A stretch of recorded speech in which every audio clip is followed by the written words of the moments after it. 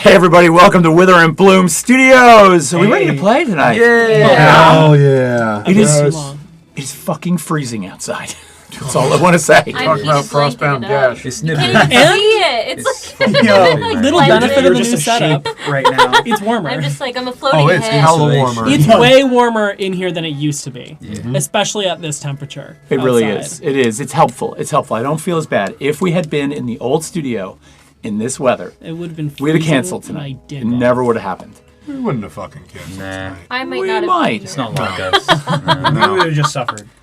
We Well- had every piece of fabric in the building wrapped I around would be her, like, Total like igloo. yes. Possibly. Yeah. Possibly. Yes. Let me pull this up here so I've got a copy of this Shark going. Tank, oi, oi, So, oi. listen, first of all, everybody welcome. Welcome to Entropy's Dawn Session 1. We're going to be playing the first session of this new chapter of our campaign tonight. Realize that if you are with us, you do not have to watch the first campaign to understand what's going on here, although there is some nice filler in there that's going to help you understand some of the lore. So catch up on Frostbound Gash when you get a chance. Most of these characters that are with us right now were in that in some way, although we have a few new ones here. Not all. Not all. We got some noobs Noobs. here. New. A couple of quick announcements before we get started. Actually, just one quick announcement. So for those of you who have been here for our Boons and Banes process, which I explain extensively, we have a system of Boons and Banes that allows you to participate in our game. So you can super chat $5 and acquire a boon or a bane, and that allows you to spend it during our game to affect our game in some kind of way. Now, if you want more information about how to do this, and you're probably going to see other viewers participating in this, you want to go down to the description down below, click on the one for Boons and Banes, head over to our website, and there's a whole description there where you can find out more about that. But definitely get familiar with that and stick around because it's a lot of fun. And with that, you want to follow us and you want to join our Discord for sure. Did we get predictions up tonight? No. No. Wow. Nice job. Okay, we're failing. It's the first session. They don't even know us. That is true. That Yeah. is true. Okay. Session 2 will have predictions. A lot of predictions. Yeah. Okay, so every week. Way to cover. Good. I was about to. Wow. You rescued Yeah. it. Yeah, You rescued good one it. there. You only Click on had my all feed. week. Nice save. Yeah, I'm quick on Good my one feed, there. whatever. Every week, Rich in the Discord will put up the predictions. That allows Except this you. Except for Sometimes the- he'll put them up like 20 minutes before we go live. Is this slander session? Only if had he all doesn't have a good excuse. I'm busy.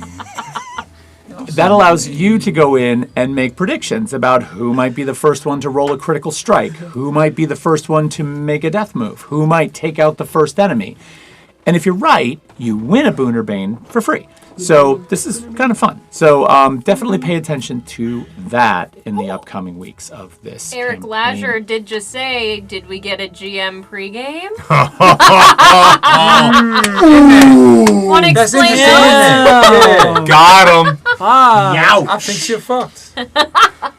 Hey, you and I are in the same boat here. And the peanut gallery's loving it. Yeah. So we did not get a GM's pregame today. I would say I'm sorry for that, but there wasn't going to be a whole lot to give you yet. However, stay with me on this one. Because, number one, I've got a lore dump for GM's pregame coming up. And I think what I needed to do is pre-populate that with what's going to happen tonight. Yeah. Otherwise, I would have been giving you too much information for what's going to happen tonight. So I shied away from it for episode 1, but we will have them going going for everyone. Smooth. That's smooth. Thank you. Thank you. We're on the, we're good at this. Good Yeah. with that, We're good at this. Adaptability breeds creativity. Fucking liars. That's right. That's right. Surrounded by fucking liars. Do you guys have any announcements? Anything to tell? I do. Yeah. I'm excited. Hell yeah. Good. Hell Yeah. yeah. I'm so happy to be back. I am so happy to have you back. I was just going to say, we're happy to have you at the table. This Yeah. is going to be We got a good. full table. Change. And also, I can't believe we're going to Lichay's. Well, We're not going to shade. I can't believe we're finally going to Lichay's. could you read the memo? Yeah, did you pay attention in session 0? He can't read. Todd has said No, I'm just 1,000 trying to- times we're not going to Lee Shane's. No, I just can't believe that we're going to Lichay's. Anyway, Gaslight yourself however you want. on the note of you being excited, I was going to say that watching the six of you sit down at the new space, the new table, and being able to see you all with the backdrop, it makes me very happy. It makes me so excited to play, this new chapter with you guys. So I'm thrilled about that. Now, Garrett, you had brought up an issue that we were going to discuss before we got into our official gameplay about equipment. Oh. And we were going to talk about that with the chat because Spot over here. if you go back to the beginnings of Frostbound Gash, we began at level 1. And the players quickly descended into hell before they even leveled. Pre-hell. And so access to hell? shops, equipment, and potentially even finding things on defeated adversaries was slim. So you're all kind of carrying around level 1 equipment, even though you're now tier 3, you're level 5, which doesn't really track. So the question from Garrett was, what do we do here? How do we solve this problem? The island that you're on is also sort of not a typical village filled with armorers and smiths and weapon suppliers and magic shops, although I'm perfectly willing to bend the story in that direction if we should wish to. But I thought we'd throw that out there to the chat. Do we stick to tradition and have resources available for you to equip yourselves the way you want? Do we magically insert the gear without even thinking about it and just say, oh yeah, you've got level 5 gear, tier 3? Or something else? Do I make you suffer with tier 1? I have a thing. Tell me your thing. I think what makes getting awesome high-leveled gear worth it is the experience of actually getting it. Like, it's much cooler to have a scene where, say, you dip your sword in a magical pond and now it's a +1 sword, rather than you come back after a long period of not playing being like, oh yeah, I got this cool +1 sword now. It's I always love to play in a world where your gear levels up with your character. So I don't know, I would vote for us getting level 5 gear through gameplay. Yeah, that's fucking smart, man. Okay. Yeah. The chat just suggested that we throw up some items that Boons and Banes could help you with, which I think is a great idea. Yeah. But I think Garrett's sitting there thinking, fuck, that wasn't the answer I wanted. I mean, but, Whatever. I'm not asking for magical items here. I know you I'm asking for base armor. I'm a fucking Yeah, wizard He doesn't with want. with thresholds of 10 and 16. Okay? All right? One hit from anything is down in my ass. So, the improved cloth armor that has like a 1428 felt a lot better than like a 1016, but Well, that's all I'm saying. I think I'm listening. Look, motherfucker, you came in with a new character and you got the so tier Addy- 3 items. Addy So makes class a- is Why don't- useless. Wait, I don't let- give a shit. Why let- don't you dickheads. why don't you take some level 1, Mr. All right. Cricket? Let Nathan make his point. Addy makes a great point with gear leveling up with the character to earn really cool gear. You're also making a good point with just being able to get viable base kit gear. I think we Yeah. can have a marriage of both. You're probably not going to find something that's so crazy enchanted that it's the most overpowered thing you could ever play with on this island. Maybe you could trade off some base gear with some people who don't need it anymore. Well, can I say this?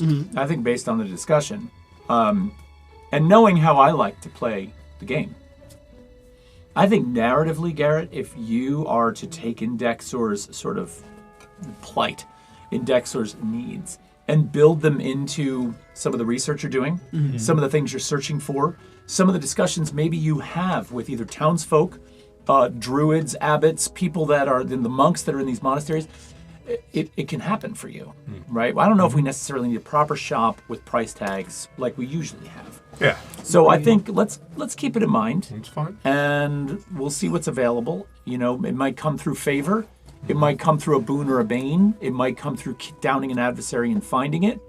Factual. But I think What do you think of that? That's fine. That's fine. That's fine. I mean, one of the things that I loved about the Boons or Banes is, I got that ring that improved my armor score. Like, that's amazing. Yeah. Like, that was a feel-good moment for me. Some people did get some things through Boons and Banes, which was cool. And I did get, like, one magical thing while we were, down there. I think it was just, like, it went fast. Yeah. And, like, I don't think we picked up one piece of gold. No, we did not. Our gameplay feels different. That's all I gotta say. Okay. It's like there hasn't been many opportunities for loot, and I think it was just the location of our other thing. But now we've had supposedly 5 months go by, and I know we're on a weird island with, like, monasteries and shit like Right, that, but but- it's like, what have we been doing? To that point, the fact that we're been on an island, it's not like we're on Gilligan's Island where there's nothing coming through except for the errant ship, right? Like, there's got to be some amount of supply coming to these Of course there islands is. for Yes. all these different monasteries. Yeah. So, couldn't there be a mechanic or a way that, like, I think you were trying to suggest this earlier, was that if you were looking for something specific, you could potentially get that through the monastery that you're aligned with, All or right, so someone in. We'll work on it. Yeah. And Yeah. like, it might take longer to get things, but I gotta believe it's like supply ships in Hawaii. Yeah. Like, shit's gonna be more expensive because it's got to travel longer. Yeah, I think just like with all of the things we've encountered as learning curves in the Daggerheart world, gold in the Daggerheart world for me has been a lift, because when we switch to things like handfuls, chestfuls, et cetera, that flavor didn't quite. I know we can work with monetary I think amounts. we made a comment in original session 0 about nixing that system. Yeah. But I don't know if we ever really did anything with it. So, Okay. okay. Well- so that's a bonus to our session 0 last week. Yeah. So if I could just Change that offer a go little bit forward. of context to the gold thing. Originally in role-playing games, gold was experience, right? And so the impetus to level your character was to go find gold. This is what drove you to the dungeon, to kill monsters, because you didn't get experience necessarily like you do now from killing monsters and grinding. You got experience from the gold you found. So it was a means to an end. Yeah. Now, in this narrative-based system with milestone leveling, we don't really have necessarily a need for that. Also, narratively, it's like, do demons and the dead carry, bags full of gold around hell where there is no Yeah, economic no. system? Yeah. No, I said it was Where's kind of a your- weird scenario where we were. We Yeah. understood that No, was, I get that. you know, I totally get that. And I Yeah. feel like I think balancing those two things is, where it's at. there All right. it is. Yeah, Nathan. Also, I then we're going kind to get of- started. As like, I kind of like the idea of this island as like maybe having a bit of like an antiques culture, because of all these people coming through, potentially like letting go of their material possessions to become a better person, so they could make passage to cliches, which we're going to. I think we should get a Give it a counter break. of how many times Yeah, how Nate many says times cliches. does Nate say I've just been so Cliches. excited for a year, that's one tick But- in Yeah, the no pressure. opposite direction every time you say it? Yeah. But I feel like there would be a lot of just junk that people would leave behind, and there'd be a huge market for that. I like that. I feel like you've been looking in my notes. Have you? Have I? Let's play the game, maybe. No. Yeah, and Let's that's play. and Final Passage, right? That's a city that's not necessarily associated with any particular Monastic order. monastic Yeah. order. So Right. there's still some sort of commerce involved. In There that, totally right? is. Yeah. There totally is. Dude, did I just... They're just not accustomed to heavily arming people before they might go off to a place that they're trying to protect. Yeah. That's all. But there are ways and means. So, should we begin? Yeah. Can I ask one question to the chat right now? 100%. Chat, whoever the first person is that puts it in, I can't decide a number. I need a lucky number for my character. So give me a number between 1 and 12. That's what I'm using. Oh my Whoa, god. that's gonna come up fast. I'm gonna go. Somebody's gonna say 7. I knew it! Seven. I knew somebody was That's my gonna say lucky 7. number. Thank That's you, my Rabbit. lucky There's number. a 6, 7, 6. Oh, how many times is it gonna go? Can we do it again? Lucky 7. All right, Thank you. it is. Also, really quick, did you roll your prayer dice? I did not. It's 4 of them. we Nice. didn't have the Four. reminder You of need a prayer dice. I sure do. But your Use horse. my Index, Essex really Felis quickly, to- Ben is in I'm the chat. responding right now. Oh, good. Nice. I just wanted to make sure. I saw What it. am I hoping for? That was all about the armor. Yeah. and I really we do were. love and I this think he's dice trying to set. get an idea aesthetically what your hands Yes, look like. I know. Yeah. So I said, but it would just be standard metal. Like my whole body is metal. Ben, clank. But typical anthropomorphic. Yep. Ready for this? 5 fingers jointed. Got it. You know, Whichever rolls standard. higher is Okay. my Standard. hope dice for the campaign. Are we ready? Yes. All right, this is my hope die. Are we ready? Been ready. Here. I'm Very so ready. ready. So very, Let's very go. Let's fucking play. All right, here we go. I'm jazzed. Our curtain pulls back on the island of Eddington. A small island pokes its bucolic face out of the teal-blue waters of the Sea of Dodor. Topography here can be dramatic, with both sea-level beaches that reflect their white sands brightly to mountainous peaks on the western end of the island, covered in expanses of meadow and capped with snow at the peaks. The island's flora and fauna are both familiar and foreign, with some species of reptile and bird evolving entirely on their own here, while other wild inhabitants, the obvious results of importation or some other early continental drift. The climate is near perfect here. The sun shines in a blue sky that is dotted with white puffs, only to have a late afternoon shower roll in, give a soak, and roll out like a dramatic stage entrance and exit in a blink. Foliage abounds with old-growth trees, both deciduous and conifer alike. The air here smells of salt, warmth, and purity, both in the environmental sense as well as the divine. To come to Eddington is to turn your back on the woes and ills of the world you knew. The thin, empty pursuits of wealth are forgotten. Hatred and negativity melt away, and the omnipresent sense of self is replaced with an outward openness to nature's beauty and grandeur. Breathe it in, people. Now, there are 5 religious factions on Eddington, which we talked about in session 0. And make no mistake, they all worship the old gods. The differences in these factions are fundamental differences in the interpretations of the gods' intentions, the scripture and teachings that have been passed down. Oddly, all 5 of them seem to have garnered favor with the gods despite the differences, and these religions are accepted and justified in their pursuits.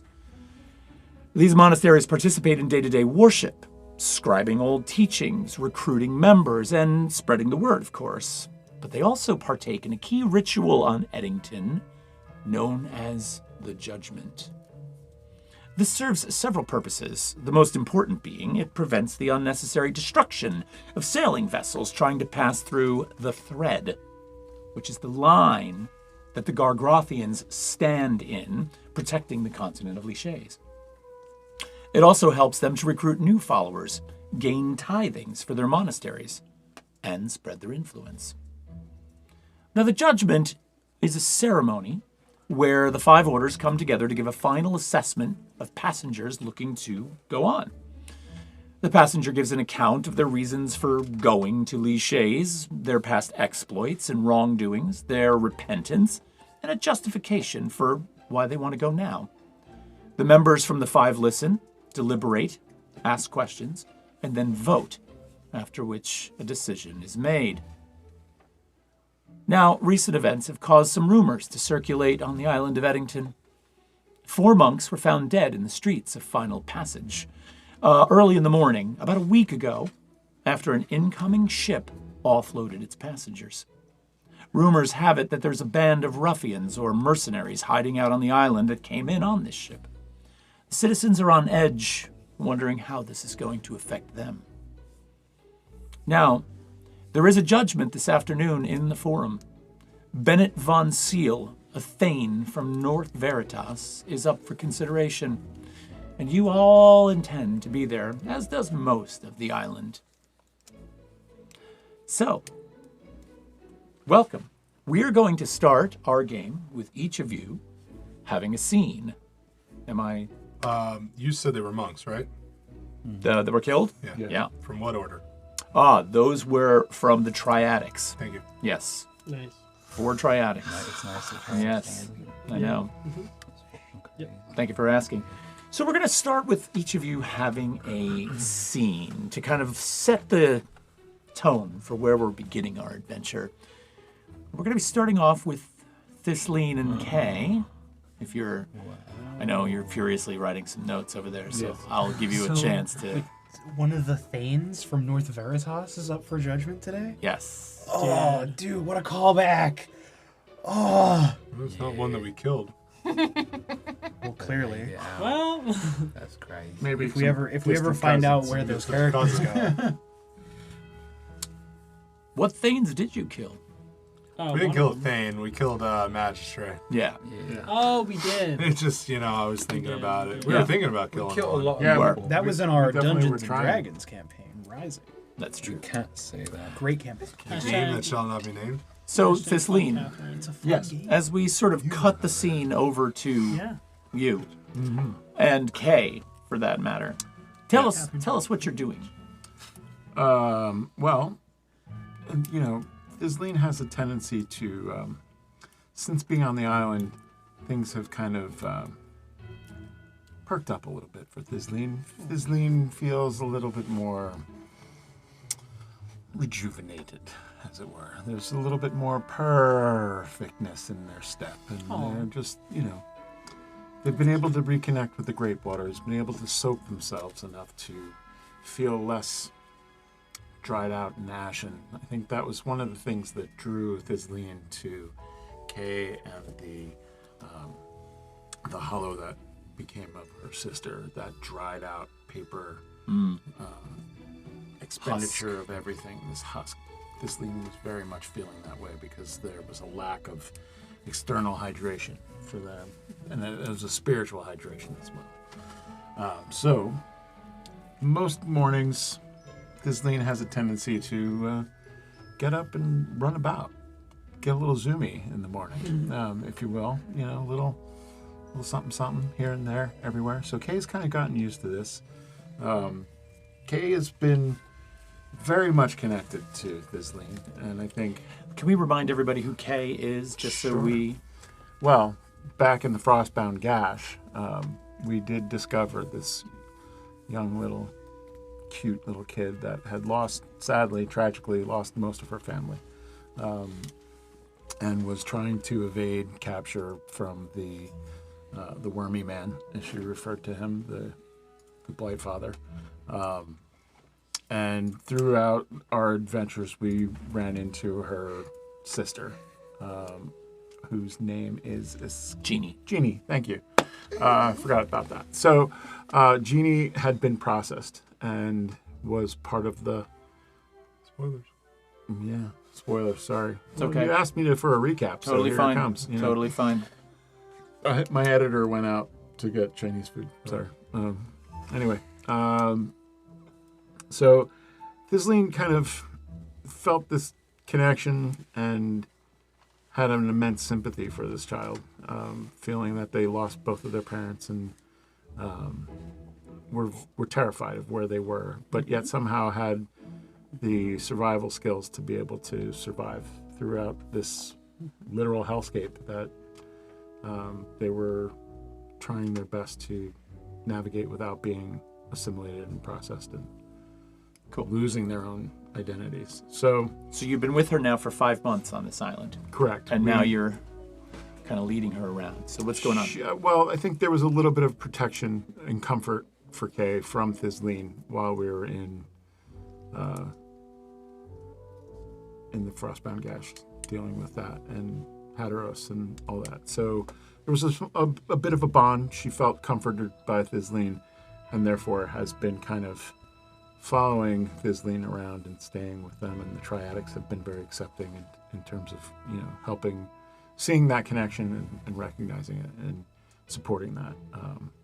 So yeah, Fizzling now has a little kitten of their own, as it were. Gotcha.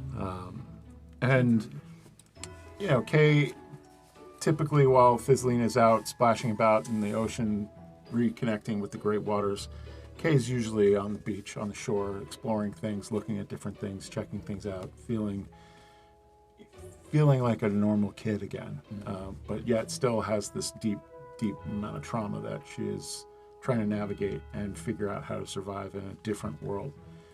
Coming through a portal all of a sudden and landing on a paradise island, essentially, with all this loveliness around her,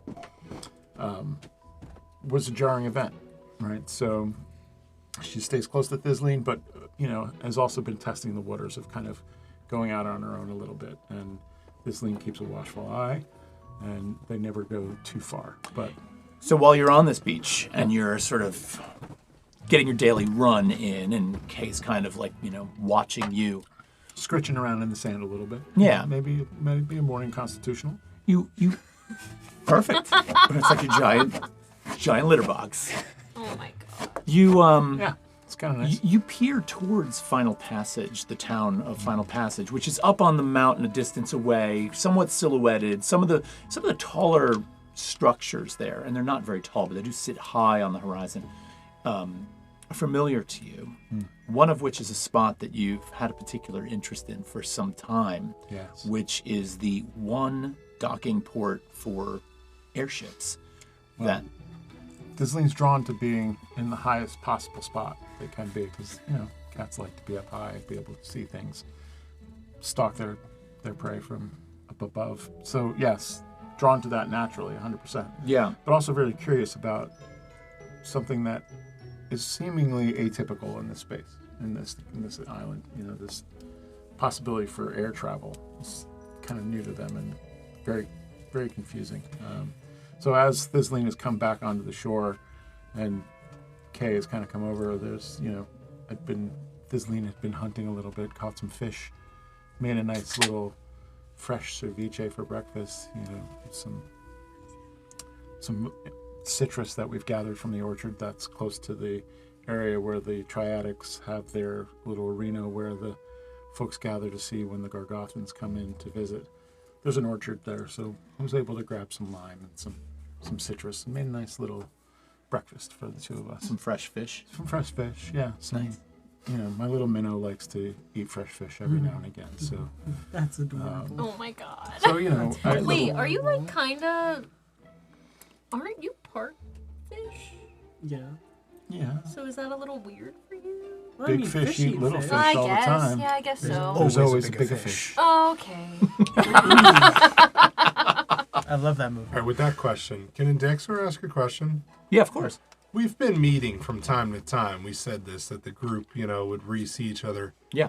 When are you getting rid of the kid? Yeah, this kid's gonna die.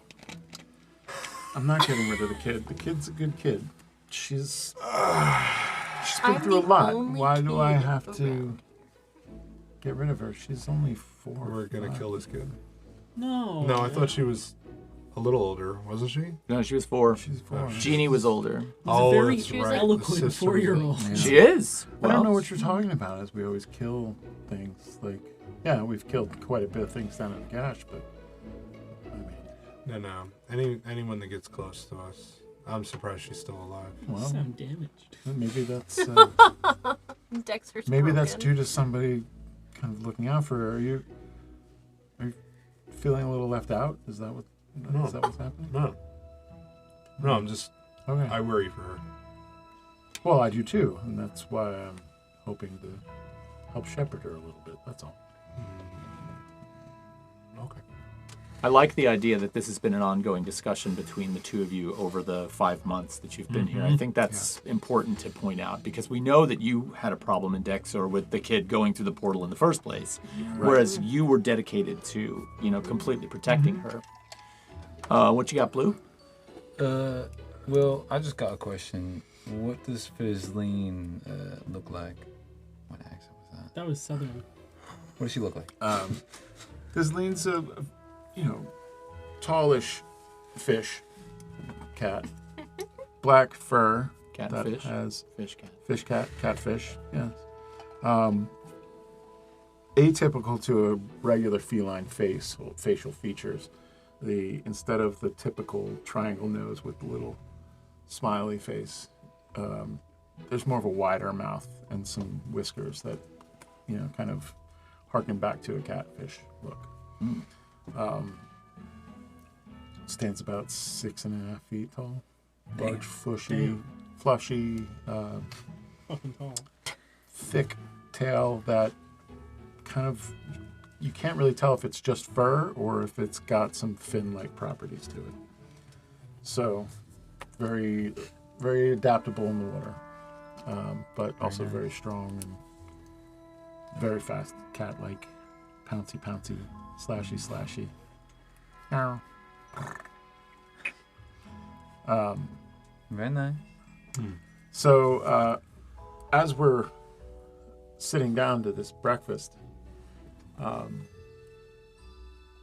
Kay sees Thisleen kind of like crouch down a little bit and look off to the distance. They're kind of going into like that familiar stalking, pouncing type look. Something's caught Thisleen's eye, and off in the distance at the top of the tower for the airship ports, which Thisleen has been kind of investigating throughout the last few months and just like very, very interested in the space, but seen something for the first time. And there's this reflection.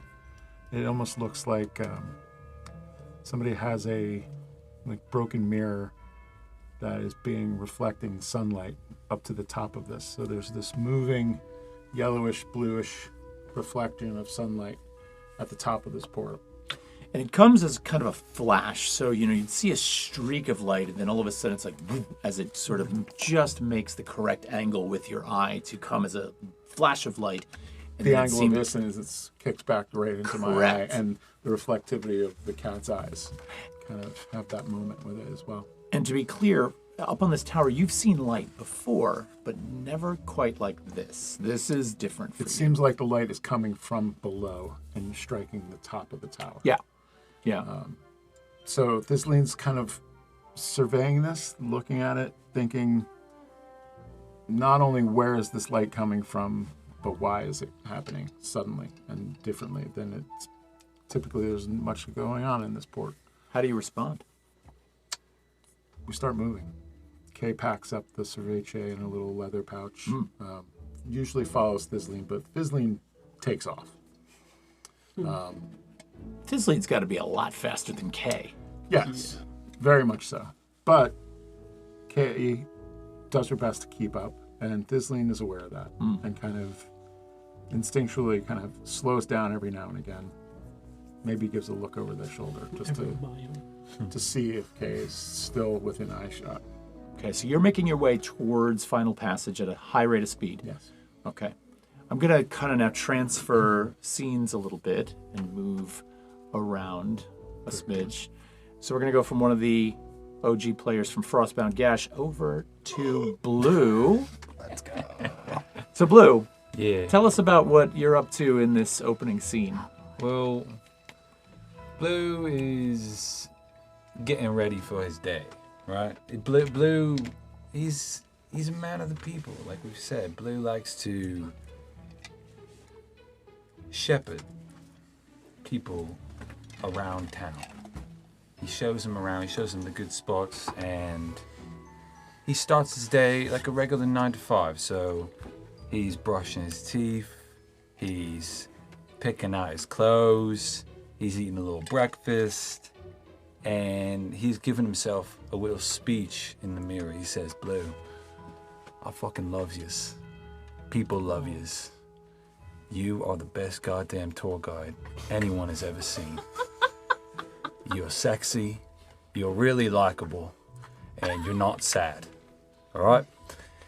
And Blue's bungalow is right above like this little inlet of water. It's like, it's a bunch of trees like put together right above the water. It's like a tree house above water. right? Deep in like the jungle. And there's a bit downstairs that goes right into the water. And he swims about, but he's got like a little rooms down there and like tunnels and like, so there's like the spot upstairs for the land dwellers. But like when the title gang, when his cousins come over, they hang out downstairs underwater. Interesting. Yeah. I love that structure. Yeah, so you know he's in touch with his feelings and nature, and he's giving himself this speech in the mirror, getting ready. Okay. Yeah. So as you're getting ready and you're sort of putting about your day and giving yourself your affirmations, yeah, Should I describe Blue? please. Well, Blue is a 6 foot tall, black tip fin shark. He has With legs. and arms. He's got like a button-up shirt on, like swim trunks, sandals, and a real positive look on his face. He's a little overweight, but he's not self-conscious about it because he owns it.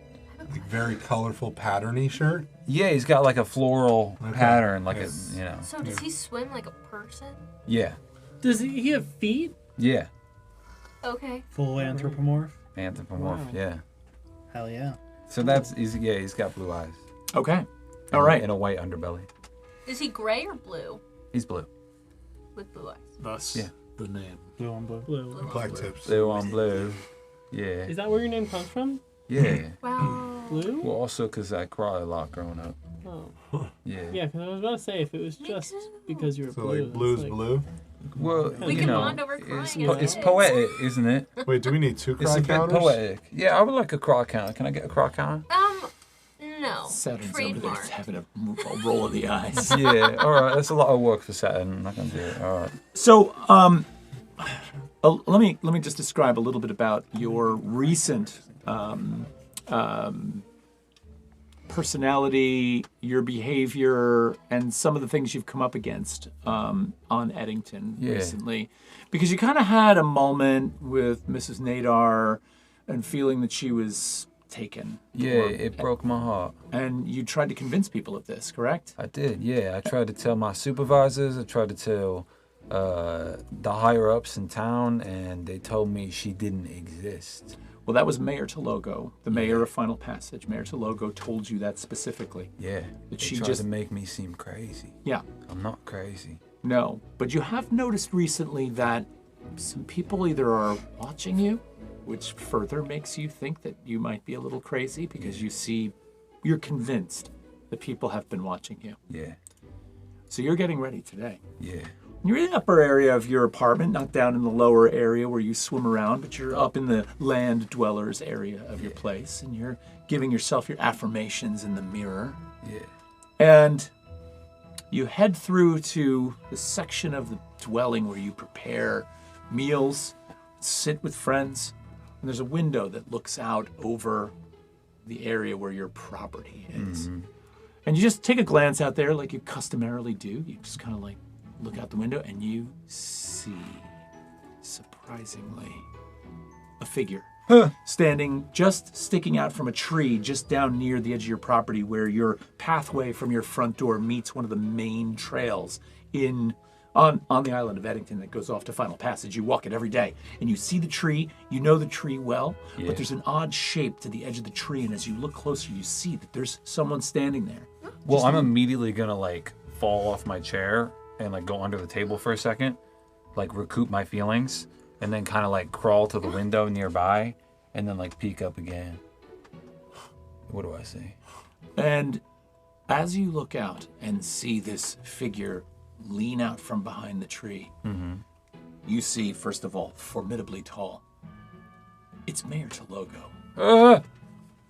He's watching your house for some odd reason. And then, for a moment, almost as if he spotted you looking through the window, he thrusts his hands into his pocket, straightens his posture, puts a big smile on his face, and begins to just stride along the pathway as if he wasn't even there. Yeah, everyone really likes you, Blue. They really like you. I just keep giving myself affirmations. to kind of get my mojo back, so I don't freak out my my people all day. Okay. Okay. And I'm gonna suspiciously eat my food and get ready. How do you People don't just wander out here. I'm like in the middle of the woods. Yeah. Well, you have a footpath that kind of heads out to one of the main pathways. But again, this is not busy streets. This is Yeah. not a heavily traveled roadway. The population on Eddington is relatively small. Yeah. But so you're going to finish preparing for your job today, Yeah. and then you'll head out. I'm going to shift the camera now over to Kriya. And if I'm not mistaken, Kriya, you are sitting on the shoreline at Sanctum. And I believe that you are with Creech, correct? Yes. You want to tell us a little bit about what's going on here? Yeah. Do we want to describe how we're positioned first? Yeah. Yeah. So maybe I'll describe a little bit about myself, Creech. A very thick, muscular orc with a prominent jaw and big tusks, a scarred and beaten up face, long braids down to here, just below the boob Nipple line, you know. Yes. But got dressed in nipple a very simple, like monkish robes. You know, he's gone native. What sort of robes would the sanctum They were green People. and gray. green and gray? Like a gray-green color overall. Yeah. A sand Very green? nice. Like a sand green? A sand What green? is sand green? I don't know that. Is it like this green? Like lighter than this green. It would, yeah, sure, why not? That's fine. Okay. And so it's like these long sleeved robes that he's sort of like folded up his arms, you know, as a sailor always trying to keep that airflow, you know. So his big muscular arms are showing. And he's got raw feet out in the sand. No sandals. Damn. Yep. Just bearing them. Just sat, Did you relaxed. say like raw dogs? Raw, Are they barking? Yep. They are. Are you playing with your tootsies in the sand?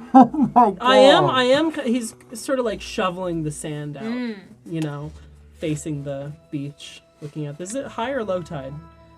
High or high low or high low high? We'll call it low tide incoming. Cool. So Kriya's kind of digging a little bit of a moat in the sand. She's kind of, over the last few months, has been able to have more of a childish demeanor to her that she hasn't had in a while, kind of similarly to Kay. Not as much because she's a little bit older, but so she's kind of digging a moat, and with like the help of your toes a little bit on like the other end of the moat, like very contrasting individuals sitting on the beach together. Kriya has probably, over the last 5 months, when like as soon as we got there and throughout then, she probably took one of the robes and kind of retrofitted it to herself. Not in like the traditional way of wearing them. Like she probably has like cut it, torn it, like tied it in different spots to make it fit a little, you know, not really super blessed of her, but in her little 14-year-old way, that's kind of... She's making it her own. She's made it her own. She's digging in the Personalizing it. sand, enjoying Whoa. the sun. What are you building now? Moat. A moat? See the water? It's gonna come Yeah. in. Yeah. I'm gonna catch it. You're In gonna my catch moat. the water In my moat. in your moat. Yeah, Alright. right there. Alright, okay. It needs to go all the way over there. You got hours ahead of you. If we work a little bit faster, maybe use the hands It's instead of all the gonna toes. go away. You're doing this for nothing. I should just build something. Well, I built a castle yesterday. And today's And the look, moat. it's gone. Well, that's why I gotta build the moat. Alright. The water tank. Thank Alright, you. I'll help you Thank you. out. Alright. Awesome. Great. Okay. Alright. Good.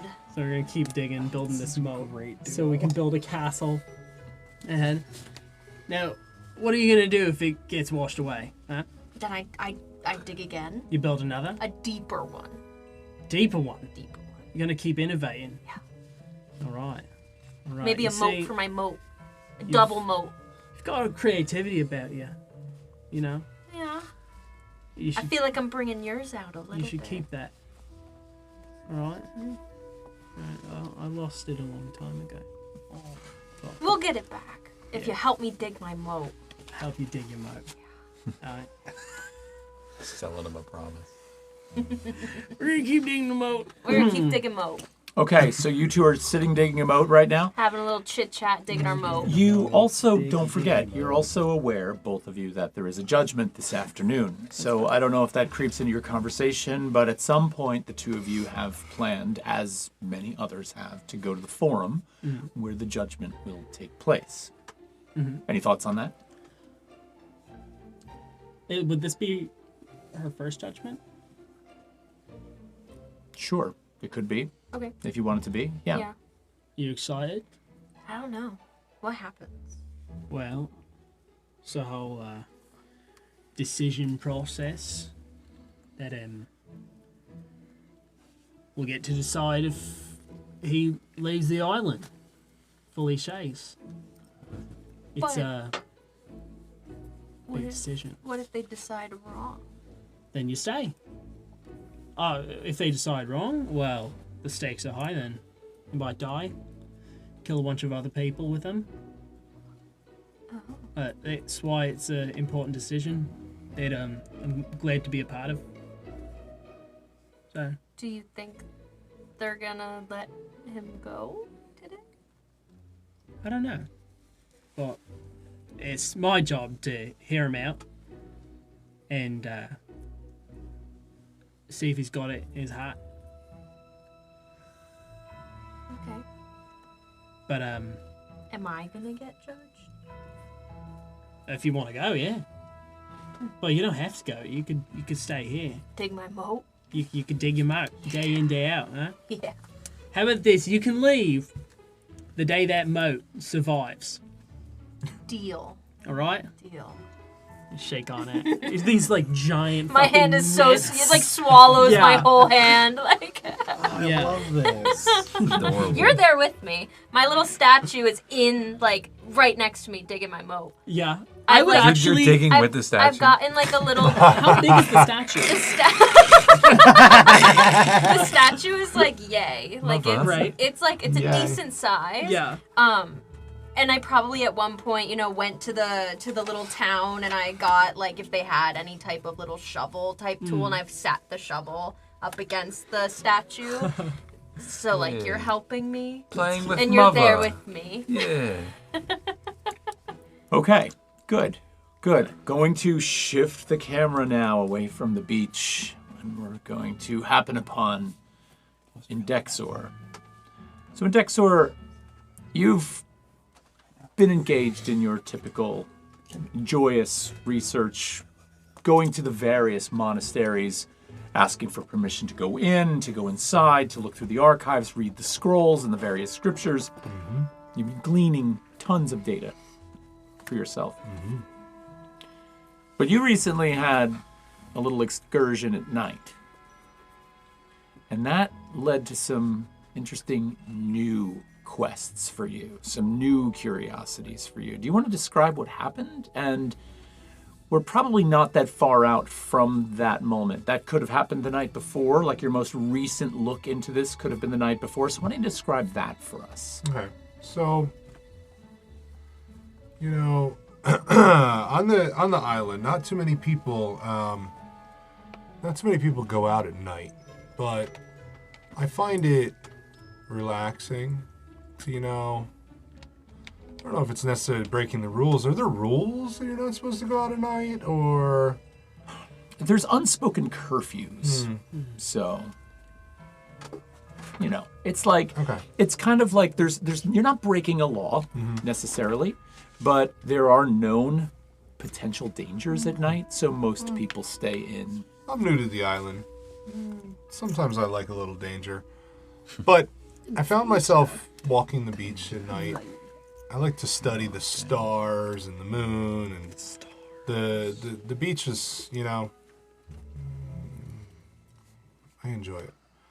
And I guess, are we saying it was last night or 2 nights ago? Well, it would have been a couple of nights ago. The nights first ago. encounter Okay, you all had right. was a couple of nights ago. So, a couple nights ago, I was strolling the beach, and what was interesting was a light caught my eye in my peripheral. It was close to the water, like the breaking water. So I went up to it, and it was actually a bucket.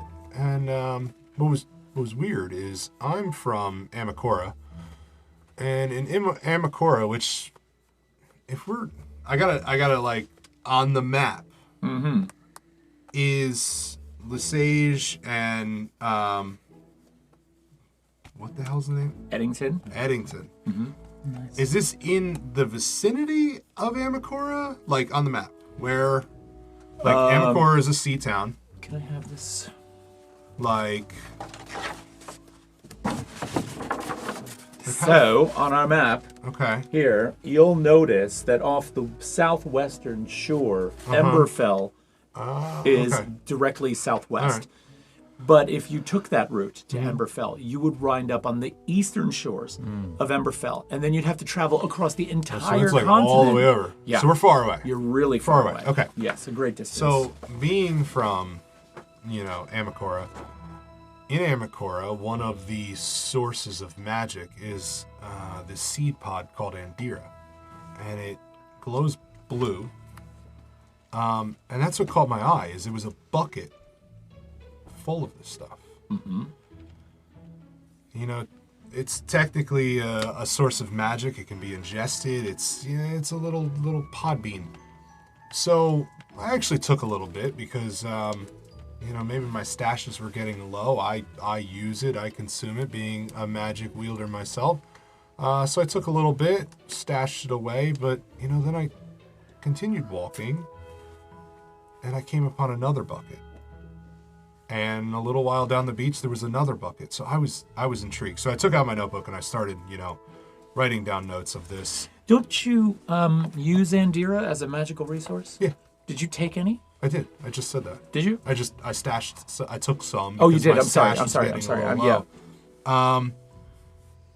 So it intrigued me, and I was curious. So, you know,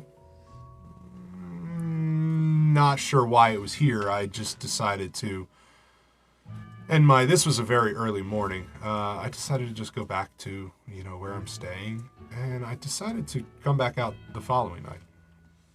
And I actually kept my distance, and it was still a little too dark, but I saw someone. The buckets were there because I could see the faint blue glow coming from them.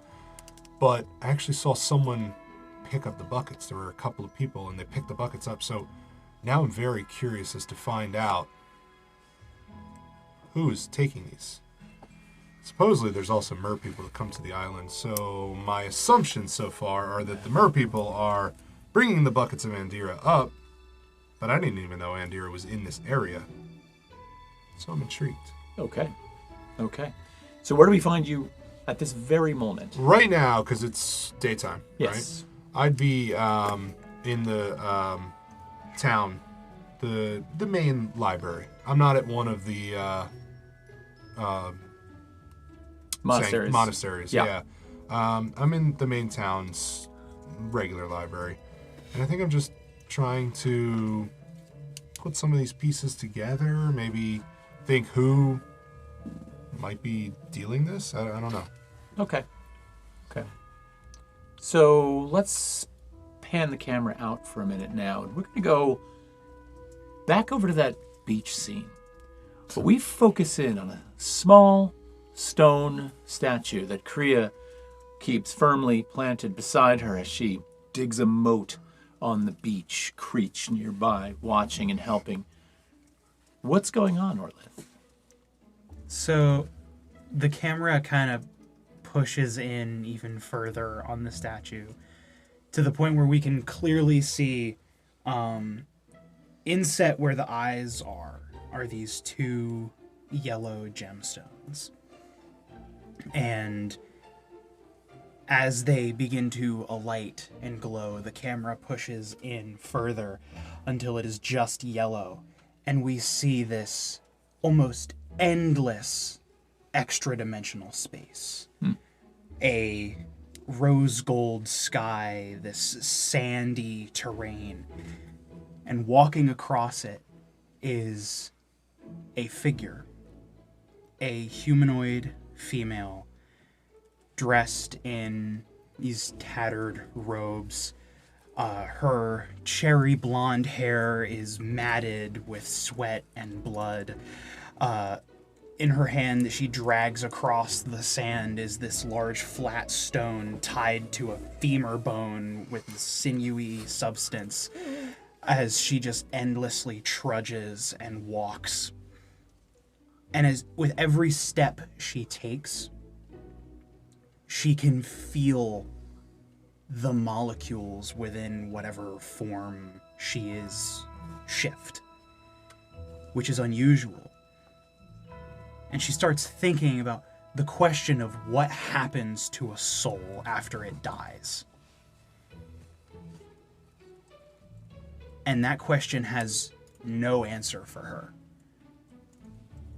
What we see of the statue is as the eyes begin to glow,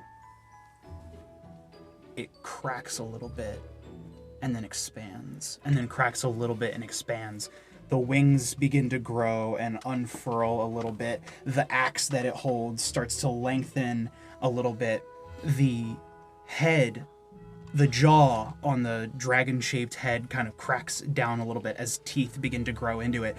As the statue grows in this extra-dimensional space, this humanoid woman, you see her form begins to kind of extend and get pulled apart. Her face is split into even thirds as she cries out in pain as her very soul is yanked, split across 4 dimensions, and slammed back together as it ascends upward.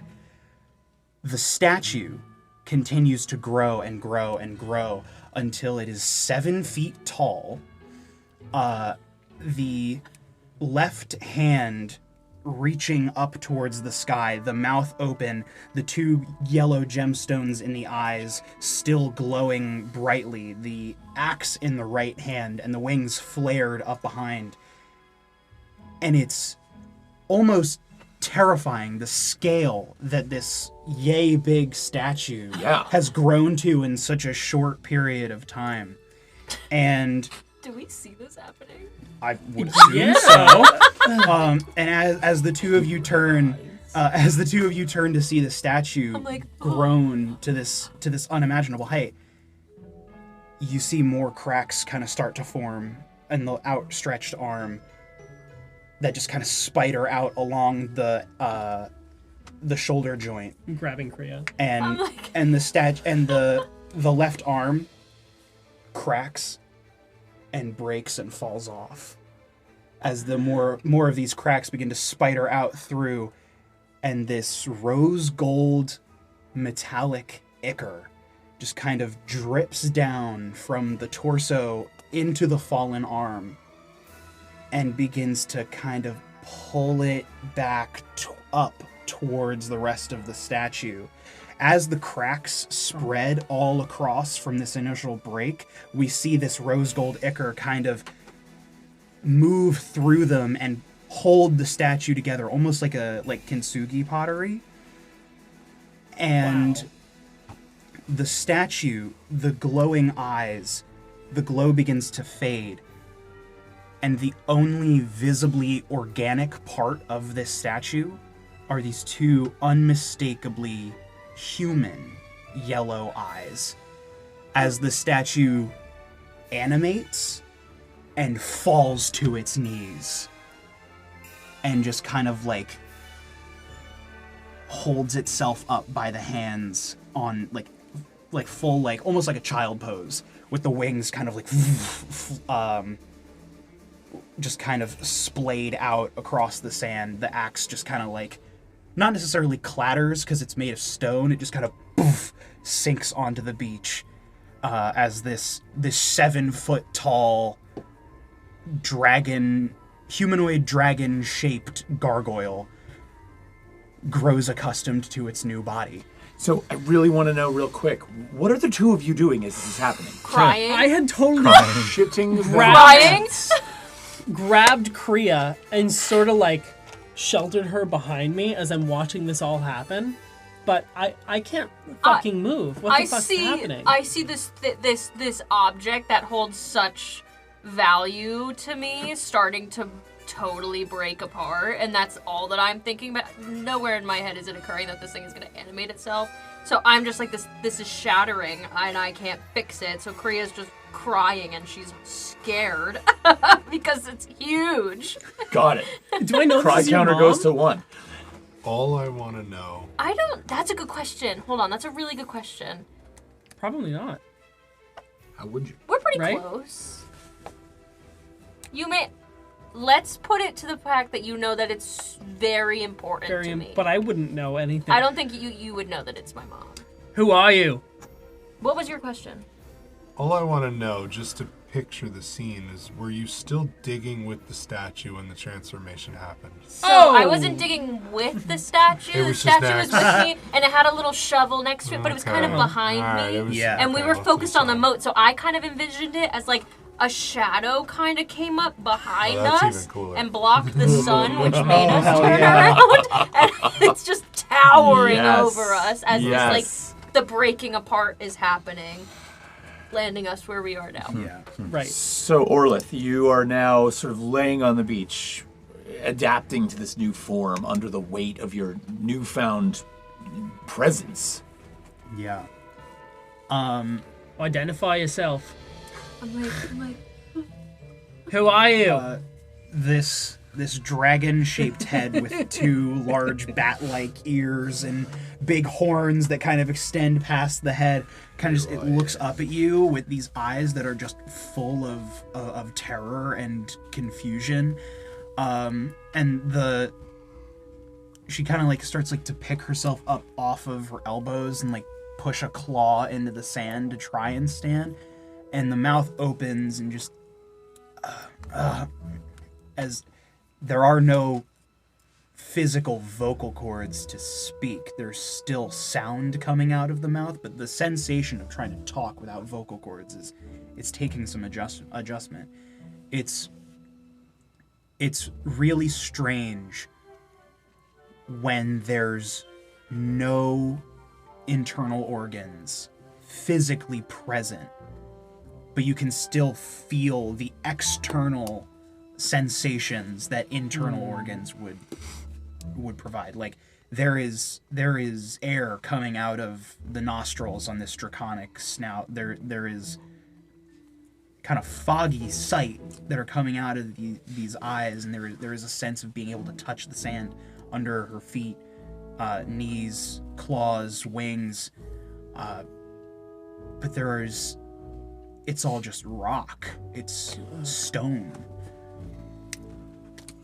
Okay. So, wielding my battle axe, which I'm sort of like have defensively in front of me, not with like the blade pointing at you, Get it, Chris. but sort of like with the wall, flat literally. of it, like the flat of it facing me. So sort of like prepared to be defensive. I'm not gonna ask again. Do I see Creo? Yeah. Yeah. I'm like peering behind Creech. The eyes, you see the eyes on this gargoyle go wide. He's As crying.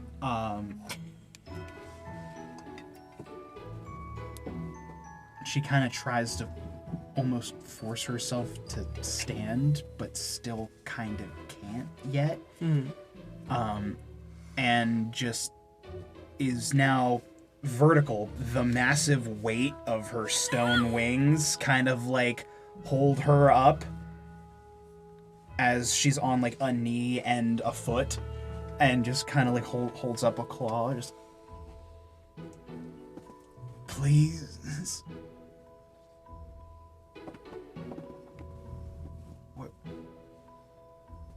Where are we? I I'm gonna look back to you. Kid, what's going on here? Kriya? Oh, It's mommy. It's mother. It's me. And she kind of like tries to take a step forward, but is still getting used to whatever this new form is, and just falls back forward, back onto the sand. There is like, it's like watching a baby try to learn how to walk. Like there is there's next to no motor control. She's very top heavy. She's made of rocks, you guys. Kriya's gonna run up to you. Like, look at you. Is your face in the sand? She kind of like pulls herself out of the sand and just kind of like wipes the snout. You can hear the sound of like a like stone against stone. Oh God. So I'm like looking down at you because like you're like on the ground. Yeah. Yeah. I'm gonna put my axe away and also get to your side, but I'm gonna start trying to help you up. You feel like the weight of a 7-foot-tall, fully solid stone gargoyle just on your shoulder. As she kind of comes up, she's like grabbing the axe by the handle and like with like blade down. My axe? No, her axe. Ooh. And just like stand on like the pommel and almost use it as like a cane in a sense, and just kind of like hold herself on the edge of the axe as well as your shoulder. Let's get you somewhere easier to stand. Yes.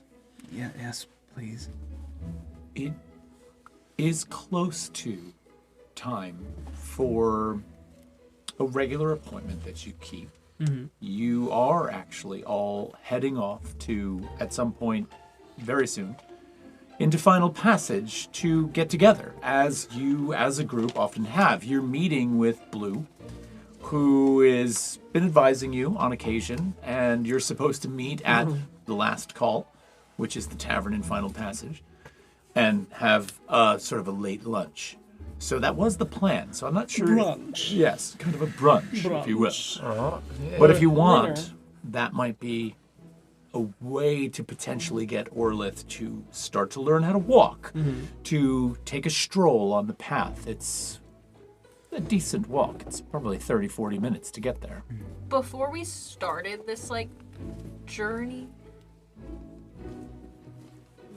like right before that, I would have introduced you to the fact that this is my mother Okay. All right. in some form that I don't like totally recognize. So I'm like still even a little. And as you make that introduction, I like. Actually, Creech just takes it fully in stride. Like I don't even want to know how the fuck this. No, not even as that. Just as like, got it. You know, because he was adopted, so he kind of figures out that's what's going on here, Love. but doesn't make the connection. You know, like, all I right. want you to meet my mother. You've met my mother. Mommy. All right. That's great. Are you hungry? I don't. You need to meet everybody. You need to actually meet everybody.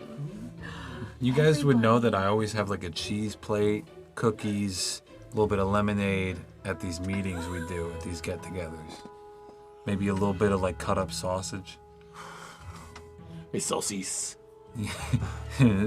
Saucisse. They've like kind of met you, but like not really met you.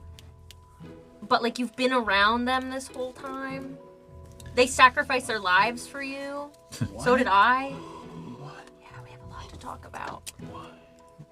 Could you, Todd, assist me in interpreting this as important? Interpreting this as Like an omen, interesting. either good or evil. Well, sure. Like this sudden happening, seemingly out of nowhere. You've had a number of profound happenings that have sort of affected you in terms of your past, and the fact that you're trying to repent for what you feel is something that is your fault, and not watching over your friend that, you know, perished and you've blamed yourself for so long.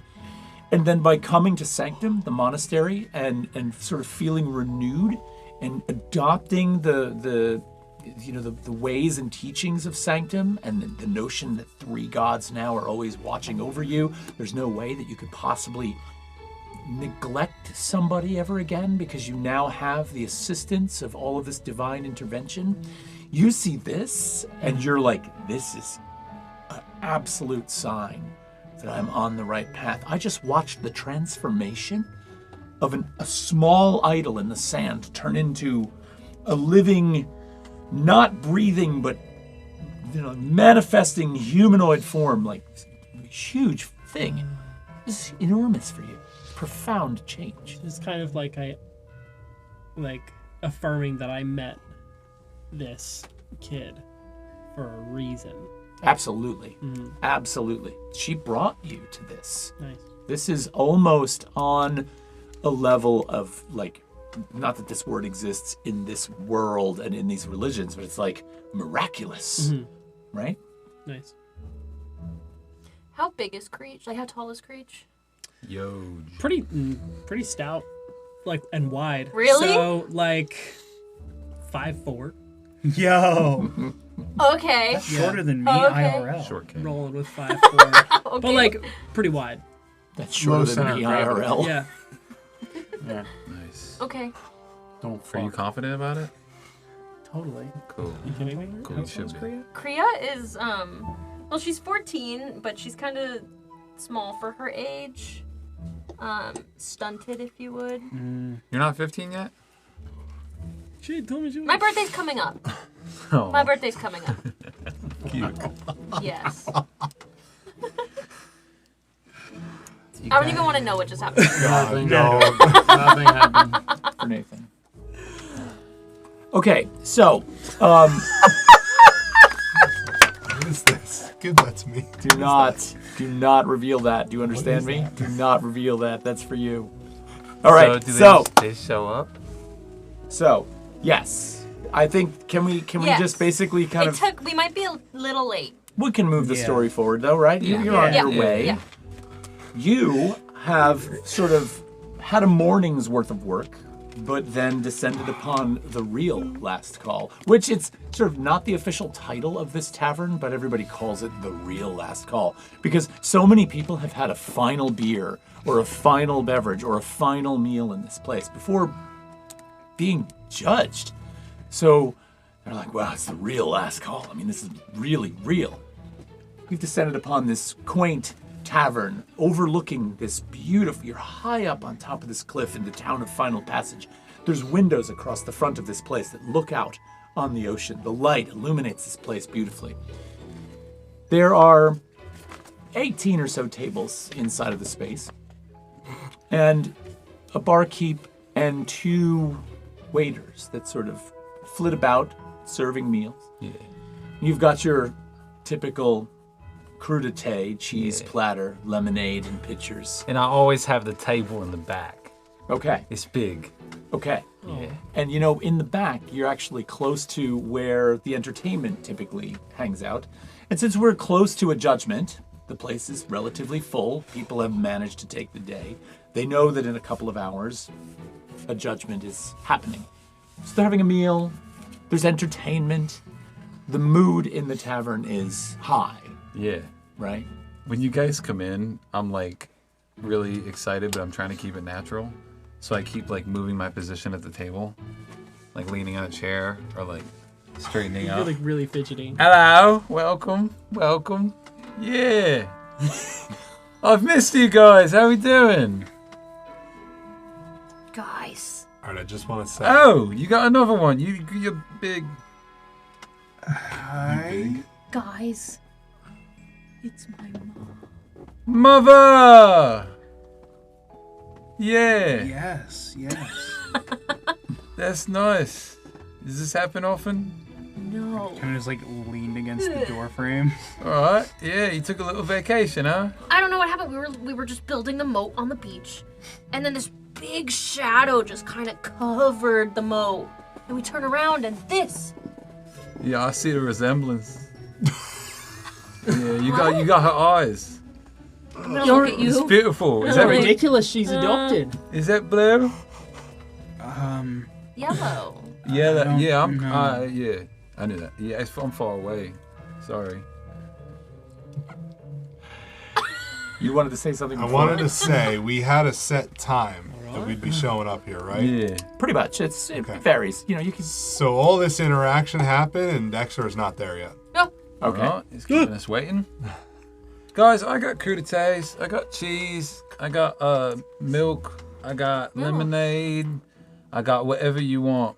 I got fish as well. This thing looks over to Kay and stretches out a one claw, grabs the little leather pouch, tosses it over to you.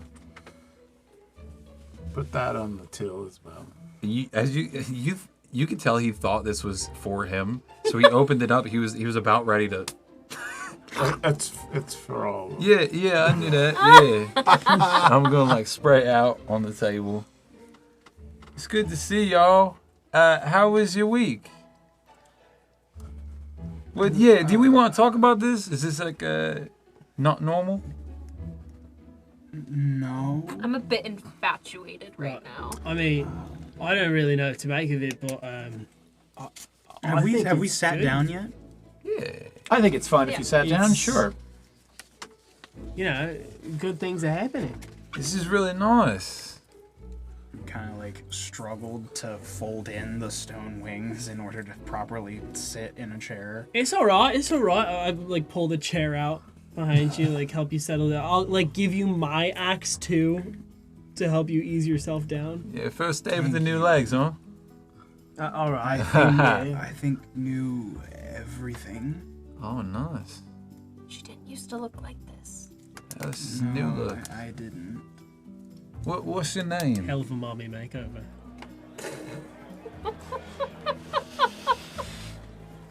Orleth. Olive. I'm Orleth. Olive? Orleth. Olive. Gotcha. Ending in a TH. Well, yeah. It's all right. He doesn't pronounce those. I can't.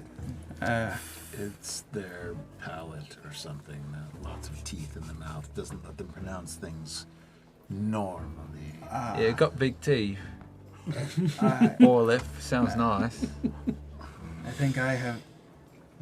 Do I have big teeth now? Smile. Kinda, Can you open- smile Like for me? competing She kind of with like big opens, chompers. and there's like these like two massive fangs, Oh just my like God. this mean set of incisors and molars, like all very sharp and dragon-like. Both are like Wait, this. can we got this a like complete dust come out set. like a? Yeah, it's like there's like kind of like what we spent a couple hours vacuuming up in here. It's Oh my like God. stone dust my that God. kind of just like clatters out a little bit. all over the food. on the cheese. Suddenly, gonna, like get everyone away from the at food. in the party who has them starts to bare their fangs. Like this leans like And then Kriya is just like, we're all kind of I got big teeth too. So comparing teeth. I'm gonna say about 5 minutes after like you guys have gathered, and Dexter's gonna come into the tavern.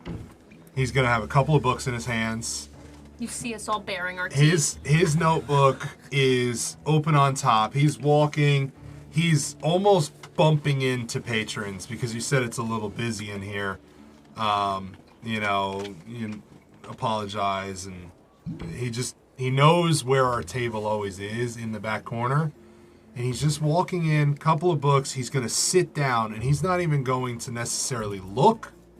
He's just going to open up another book, open up his notebook, and he's just going to go back to doing what he was doing. Oh, He's All right. he's essentially like this was taking him away from what he was doing, this meeting. So he doesn't even really notice this yet. Kriya's He gonna just kind of sits down and does what he's doing. take a piece of cheese off the platter and kind of go like this, and it goes thwack onto like the metal. And sticks. And To does Dexor? that stick or does it drop down on It his note? sticks, and then it sticks. slowly flips off and onto the book. I'm devastated. My food has become fodder. I'm just staring at him. I think at that point I would kind of just like look up over to you and then make connections with whatever this is, and then I would just like quickly glance around the table just to see if the rest of the group. I'm Blue. Hello.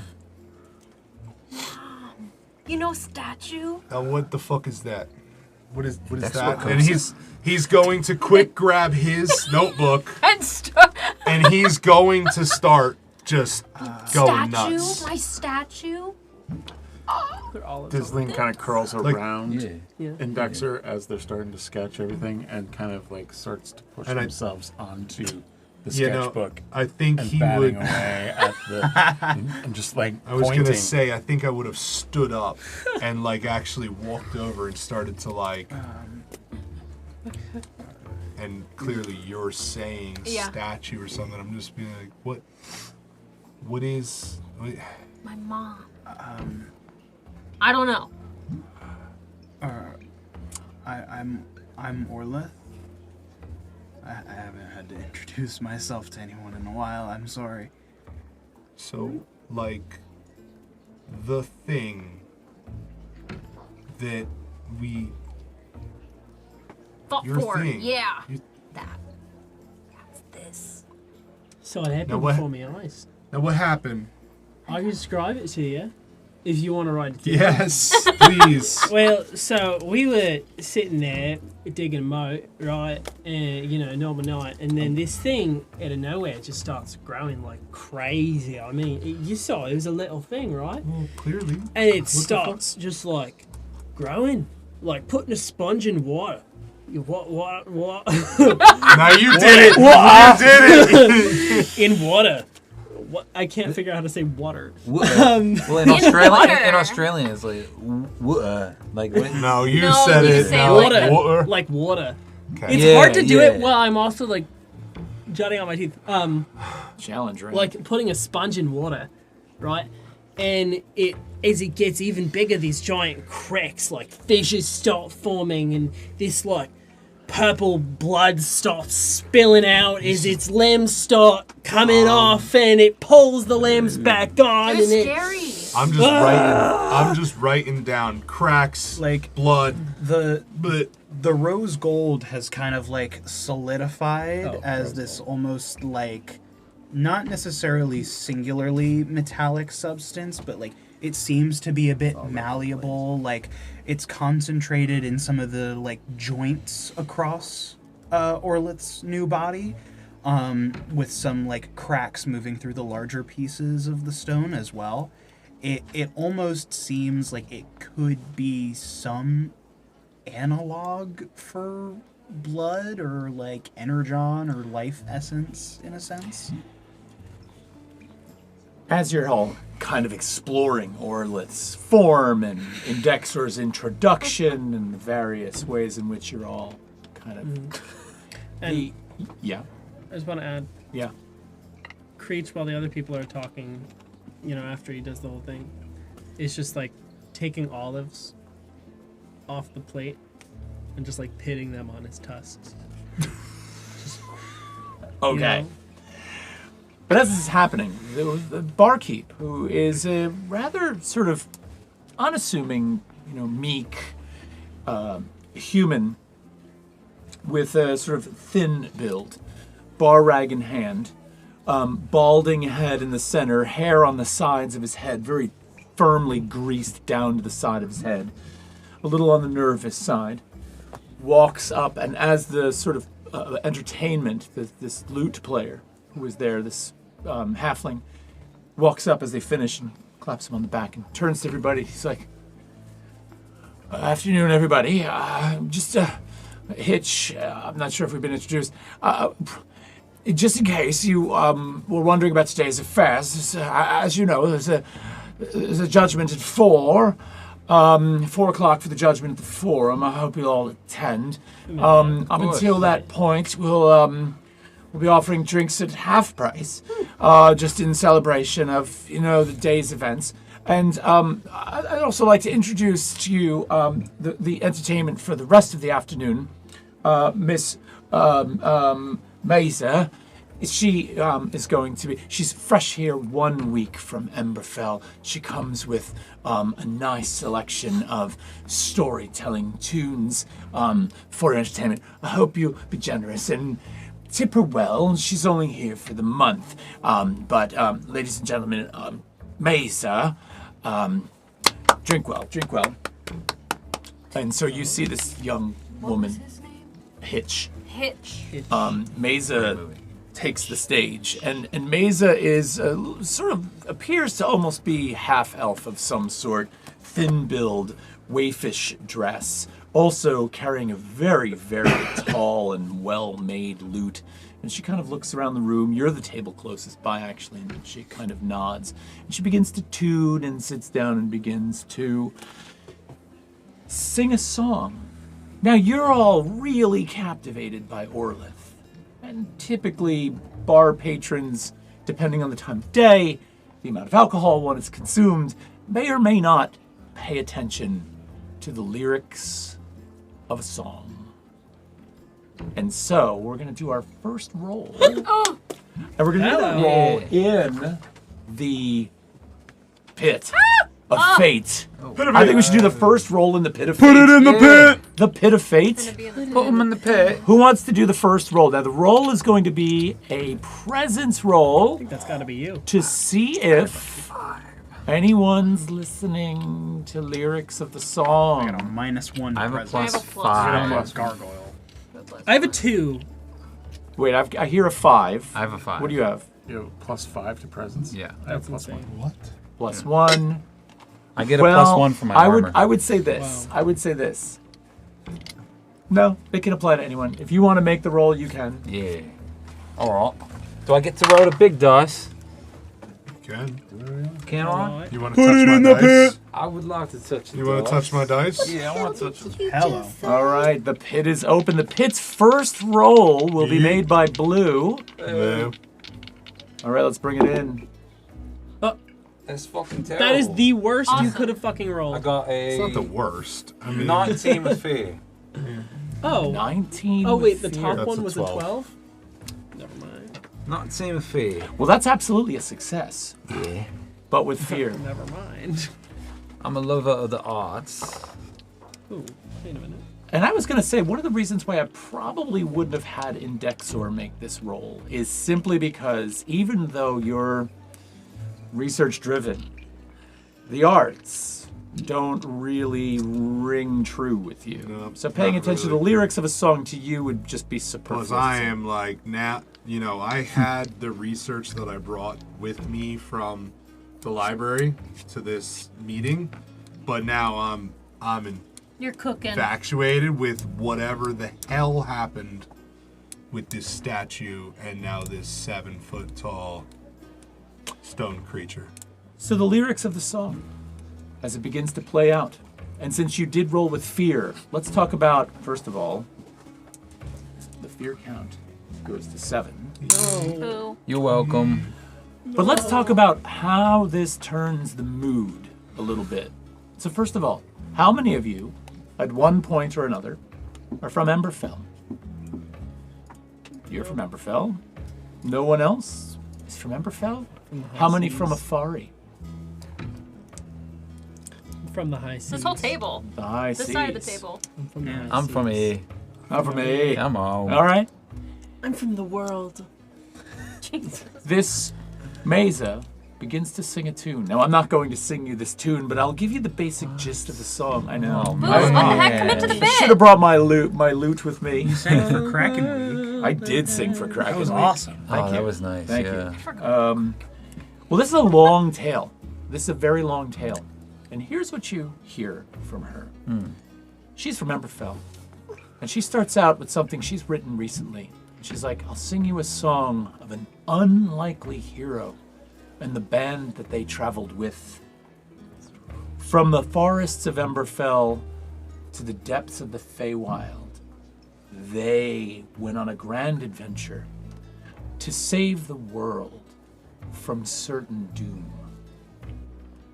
So she begins to sing on, and some things catch you, right? Some things catch you because, you, as an unassuming kind of person who maybe avoids conflict a little too much, is now sitting there looking at your companions and enjoying the song of a band of heroes who saved the world. Of course you want to listen to these lyrics, right? And she sings a tale of this thing called the Heart of the Vassarine, which a group of adventurers dug up from the ground and brought back to the continent of Afari. The person she's singing about is named Branmorn, who was the sole hero in this tale, because Branmorn apparently took the heart to the Feywild, where it was reinvigorated with a life force that sustained it through its long journey across the poles of Vesper and back to Afari, averting a war, potential doom. Now, to be fair, she also sang of other members of the party that were pivotal in this adventure, including Thrud. But this was a tale of the saving of the world. So why am I afraid? Why are you afraid? Good question. Because the end of the tale grows very dark. Because when the heart of the Vassarine was returned to Afari, there was much wealth and happiness and splendor on Emberfell. But when the heart left, it collapsed. And now there are dark days on North Veritas and the whole plains region of the continent, which is now beginning to die. And so while it saved the world, it caused other untold hardship that is just unfolding right now. And she leaves the song with the question of, where will all of this wind up? All I'm thinking is, thank God I'm on this island. Oh god. with my cheese. I like this guy. All right, so you spend some time talking about the day to come, the judgment that's coming. Yeah. You are having your crudité, listening to the music. I'm about to leave this for a break, okay, since it's 8 o'clock. Now, things are going to pick up the pace a little bit at the judgment when we get back. I think that's where we're going to convene. Anything anybody wants to say or do before we leave for break? Really briefly. As kind of this song is going on and as Indexor is kind of like frantically running about and taking notes, and there's other various conversations going on, I think Orlith kind of like zones out a little bit and like tunes it out. Where's Kriya in proximity to Orlith? I'm between you and Creech. In chairs? Yeah. Okay. I don't know if you're in a chair, but I'm in a chair. Totally. I'm not sure a chair can support you. That's what I was thinking. Yeah. I wonder if there's like a built-in booth to the wall type thing. There could be. And yeah. that might Would support that you. still... Okay. Yeah, I think that would be sturdier. Like made out of stone. Yeah. Then in that case, if you were on that, Yeah. I think, as the song starts to pick up and as you hear the scratching of graphite on paper, I think you feel just like a stone wing kind of just envelop you, Like, ugh. as Orlith just kind of wraps her arms around you in this big hug. You feel like a stone like snout kind of like flatten against the top of your head. And she just sits there for like a good long minute. That's so Aw. sweet. Nice. And on top of that, you feel on the other wing the soft press of a chin, kind of brushing past, It's gonna be like almost It's a marking cuddle you. puddle. it's like a cat with a with a piece of concrete. Yeah. Oh my god. Yeah, it's a wet fur, right up against stone. Moment of recognizing you as another maternal, paternal, parental figure. Yeah. All right. What else? We're going to go to break. Just before we... Did you want to say something? Can we say Biden not good? He's going Yeah, to bed. not good. You're Bye taking now, off. good. Thanks for Bye. watching. And since we're going to go to break, I just wanted to throw some comments out there on the chat. So, couple of things. Not good. You said need a Fates Reverse token that can be given to the player or GM. Yes. Love that idea. Loving the chat tonight. You guys are coming up with some great ideas, so thank you for hanging out. Good to see you all. Now, we're only going to take a break for a little bit. We've got some stuff to show you on that break in case you're new here. But we'll be back in about 15 or 20 minutes after we refresh, and we'll pick it up from there. We'll see you in a little bit. Wither and Bloom Studios, and I'm here to talk to you about Boons and Banes and how you can be part of our game. All right, so first of all, what are Boons and Banes in terms of our game? You know that we primarily play Daggerheart, and in our Daggerheart game, you can get boons, which benefit the players, or banes, which benefit the GM, that you can utilize as a currency form to affect our game. Here's how you do it. All right, so number one, how do you get boons and banes? First of all, there are 3 ways to get boons and banes to participate in our game. Number one, you can participate in predictions for how our actual play game will unfold. Here's how you do that.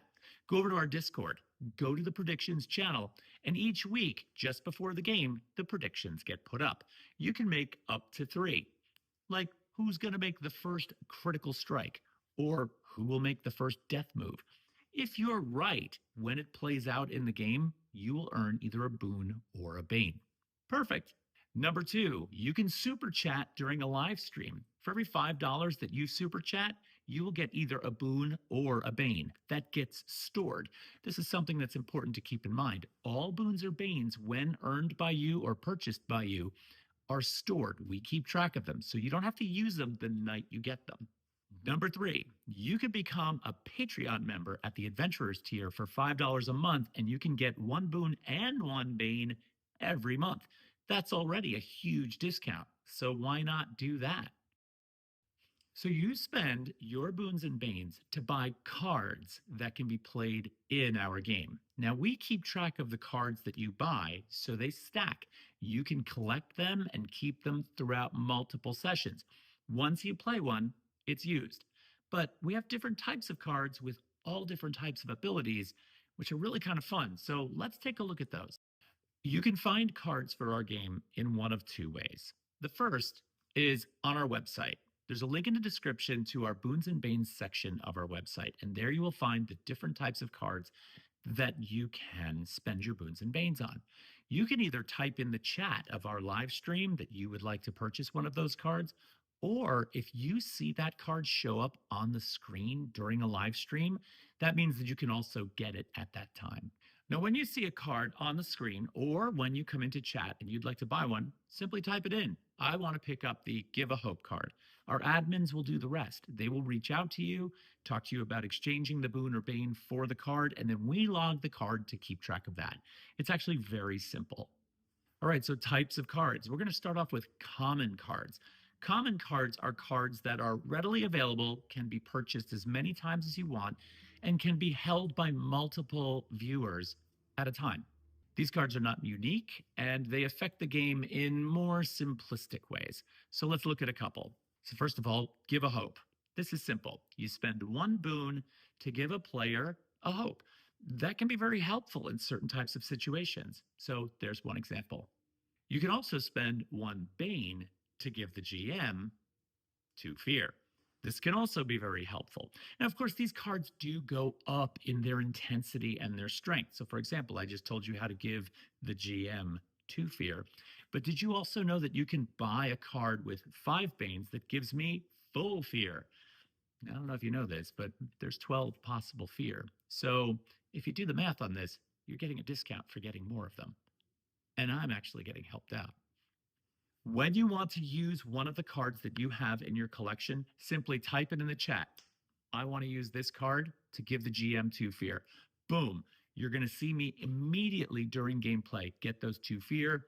I will likely give my heartfelt thanks to you for that because I probably needed it.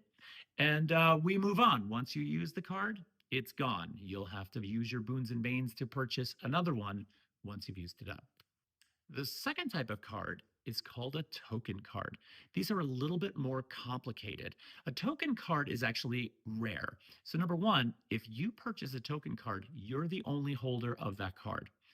2, if you purchase a token card, That purchase with who you are gets logged in the Divine Ledger. This is a channel on our Discord that keeps track of all token cards. Now, of course, you can hold that card for as long as you want and play it when you're ready. Once you do play it, the outcome of that play gets recorded in the Divine Ledger for as long as Discord decides it wants to be a thing. So this is going to be an ongoing ledger for each of those cards. Now, once you spend that card, and we've logged the outcome from your use of that card, the card goes back into circulation. It goes back into the deck. And so it is possible someone else will come along and buy that card, use it in a different way, and then add to the ongoing narrative in the Divine Ledger. So for example, Narrative Fork, you could buy this card and hold on to it. And then when you want to use it and you put it into play, the GM will give the scenario, the story at play, 2 options. And then the chat will vote on which option they want. Once that's been decided, the storyline actually goes in that direction. So this is a chance for you at a critical moment to say, Narrative Fork, I want 2 options here. Let's talk about how this is going to work out. And once it does, it goes into the Divine Ledger, and we get to keep that forever, sort of. Now, locations to purchase these cards. Common cards can be purchased at any time. You can go into the Discord and you can private message at Saturn to arrange the purchase of a common card, or you could simply type into the chat, I would like to purchase card, whatever, and our admins will do the rest. Token cards are a little trickier though. Token cards are only available when you see them on the screen during gameplay. There will always be 1 or 2 cards parked in the lower left corner of your screen, and those are the token cards that are available in that moment. As soon as someone buys one, it's gone. It gets logged in the Divine Ledger, like I mentioned before, and it disappears until it's used. So if you see one, it might be an opportunity to grab something that could be very valuable later on. Those are the 2 primary ways. Now, also linked in our description, if you have either Boons or Banes or cards held, we keep track of them on our website. Link in the description. You can go there. You can actually see your screen name and exactly what you have during play on our channel. So go check that out for sure. All right, to sum up, Boons and Banes are units of currency for ways that you can affect our game. What do you buy with them? You buy cards. Cards that you play while we're playing, and it actually impacts our game. Where do you get them? You get them on our website, you get them during chat, during a live stream, and you can get them on Discord. So go to those 3 places, reach out to us for the cards that you would like. Common cards are always available. Get as many as you want. Token cards, they're a little more rare. Got to watch the live stream for those. If you have any more questions, get over to our website, link in the description, and hopefully everything there will be answered. And if it's not, we have a fabulous Discord community. Join the Discord, ask in the Discord channels. Everyone there will help you out. Looking forward to seeing you during the live stream where you can participate in our game. All right, see you.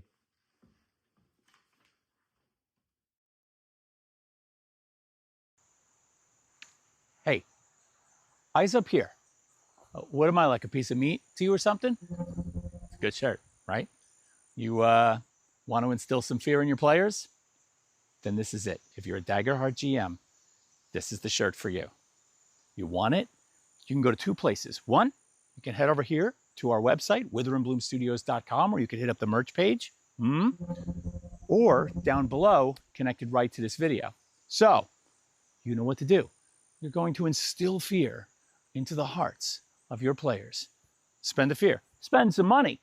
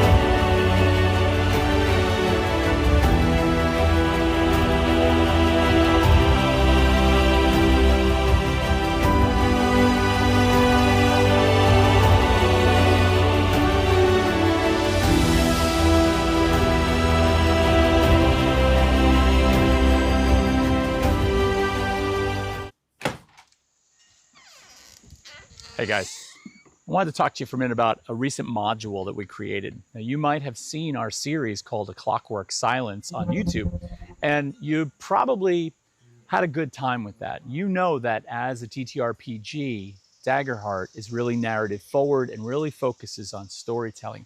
And we had a great time with this in A Clockwork Silence. So A Clockwork Silence takes place in my homebrew city of Amakora, which is on the continent of Emberfell, in a world called Vesper. This city is full of clanks, automatons that are sort of the product of an inventiveness, a culture of tinkerers that have moved into the city because it's full of resources. It's a port town. There's ships going in and out all the time. So you're able to get anything you want. And therefore, we've got a lot of innovation. In this city, a very famous clank inventor named Aurora Flux has disappeared. She's gone missing. And it was just on the eve of her unveiling her latest invention called the Veritas engine. The Veritas engine was a device that was supposed to sort of seek out truth by connecting with the resonating impulses from your body. But what Aurora didn't realize she had done is potentially created an engine that gave sentience to clanks, something she's been seeking for a long time. Now, things are unstable. There's a deep resonating hum throughout the city, and Aurora is gone. Your party is actually going to help correct this. You're going to look for Aurora and get to the bottom of what's happening here. This brings into play so many moral issues that your players are going to have to tackle. Like, for one, does this clank have like a life force now? And are you going to be forced to take it away from her? These are great problems to solve. So I'm looking forward to it. Now, the module itself is completely finished. 42 pages, and you can pick it up on our website, or you can head over to DriveThruRPG, or you can pick it up on itch.io. All three resources are available. We're going to get a link to it in our shop below as well. Check it out. If you're a Daggerheart GM, I really think you're going to love this module. Can't wait to hear what you think. Catch you soon. We love you guys, and we want to do this as much as possible, but we need your help. 2 years, no, not even 2 years, years ago, We started as a humble game in Todd's basement. Get the fuck out of my basement. Get the fuck out of my video. We started as a humble game in Todd's basement playing Curse of Strahd. We didn't think anything of it. And then we decided to make a channel. And it has grown into a beautiful thing. And now we have you guys, a wonderful community. If you want to be an even bigger part of that community and help us do crazy things like make short films and everything, hop on over to Patreon. The link in the description below. For $5 a month, you're going to get a Boon and Bane every month, which is already a $10 deal. And that's going to help you affect the game in good ways for our players and or bad ways. You are also going to get a discount on all of our merch. And on top of that, you're going to get a special Discord role. So please tell us you love us. If not, I'm going to cry. Okay, bye. Boy. We're back. Oh, hey. Now we're back. Oh, now we're back. Hello. Welcome back. Now we're back. Can we get We're your fucking so phone? back. We're so back. all Thanks for right. sticking with us. We appreciate that. Okay. All right. So before we went to break, we were sitting in the last call, finishing up a few drinks, listening to Mesa the Bard sing a tune about some history. And yes, Creech, I would actually like to ask a question about the end of that song. I would happily answer that for you. So we sort of got a sense for the aftermath of restoring the heart of the Vassarine to Amakor. As best you could from the story, yeah. And it's that Emberfell is having this like this natural catastrophe. Slow burn catastrophe. Slow burn but yeah. catastrophe. Yeah. Is this a common theme of what I've heard about the current state of the world? A common theme. It's a recent theme. News still travels slowly because most of the time it's sort of restricted by ship travel across the seas. So it could take weeks sometimes for a story to travel. This is something that's happened in the last 4 or 5 months. So yeah, it is pretty consistent. Right. Well, I mean, Yes. would it seem that that was the cause of this gash of which they speak? Is it on a similar time scale? Ah, so that's a very good question. So Well, I don't think so. I think it's reasonable. that's a very good question. So one of the things that we did not get into is, first of all, with all of you being from, if we take a moment and fast track back to Frostbound Gash for a moment, when you started that adventure, everyone was from Northern Afari, right? Everyone kind of came to that, except for you, but you were in Northern Afari for quite some time, right? The war that was brewing really focused on the continent of Emberfell at large and the greater continent of Afari, but more over towards the Bond of Gravenwich, which is the passage between the two continents. You guys were much further east than that. So you weren't as tied up in the full frontal war preparations that were going on or what might have been happening in response to that. So, but that information was available. So, but sometimes when we're telling stories, we have to inject our lore when we can.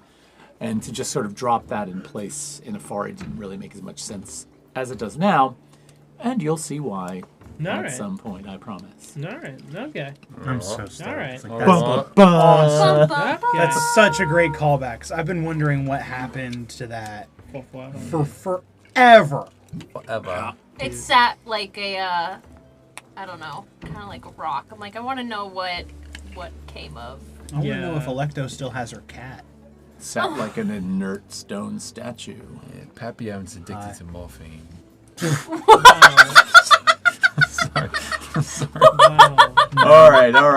Let's get back to our story. Wow. Where did that come from? So this could be the type of thing where you are, if you want to have a scene, if you want to have discussion at the table about your current situations, share a little backstory, I'm totally welcoming that. The next event that you have scheduled to go to today would be the Judgment at the Forum. You need 20 minutes to walk there. It's not terribly far. Now, being a part of the Sanctum, like inducted member Yes. of the Sanctum. Do I take part in that judgment? Not yet. Not yet. Not yet. So Okay. you could, inside of the monastery, have conversations about your feelings about these things, but the monks that sort of participate in this are of a higher rank and spend their time, and you'll see this actually. Do I reveal this now or do I reveal this later? No, let's go to the judgment. Yeah. Yeah. You want to go to the judgment? Judgment. Well, Yeah, you don't participate in it, but you'll understand why, I think, in time. Cool. We're skipping. Yeah. Do you want to see? You can have a scene. I just wanted to ask, and I might know this already. I didn't ask you. Would I know any of the monasteries that would have any connection to Andira? Make a knowledge roll for me. Son of a bitch. And wait, before you make that roll, explain more about your question. So, throughout my 5 months, I've kind of, I don't want to use that word, but I have visited the, the monasteries.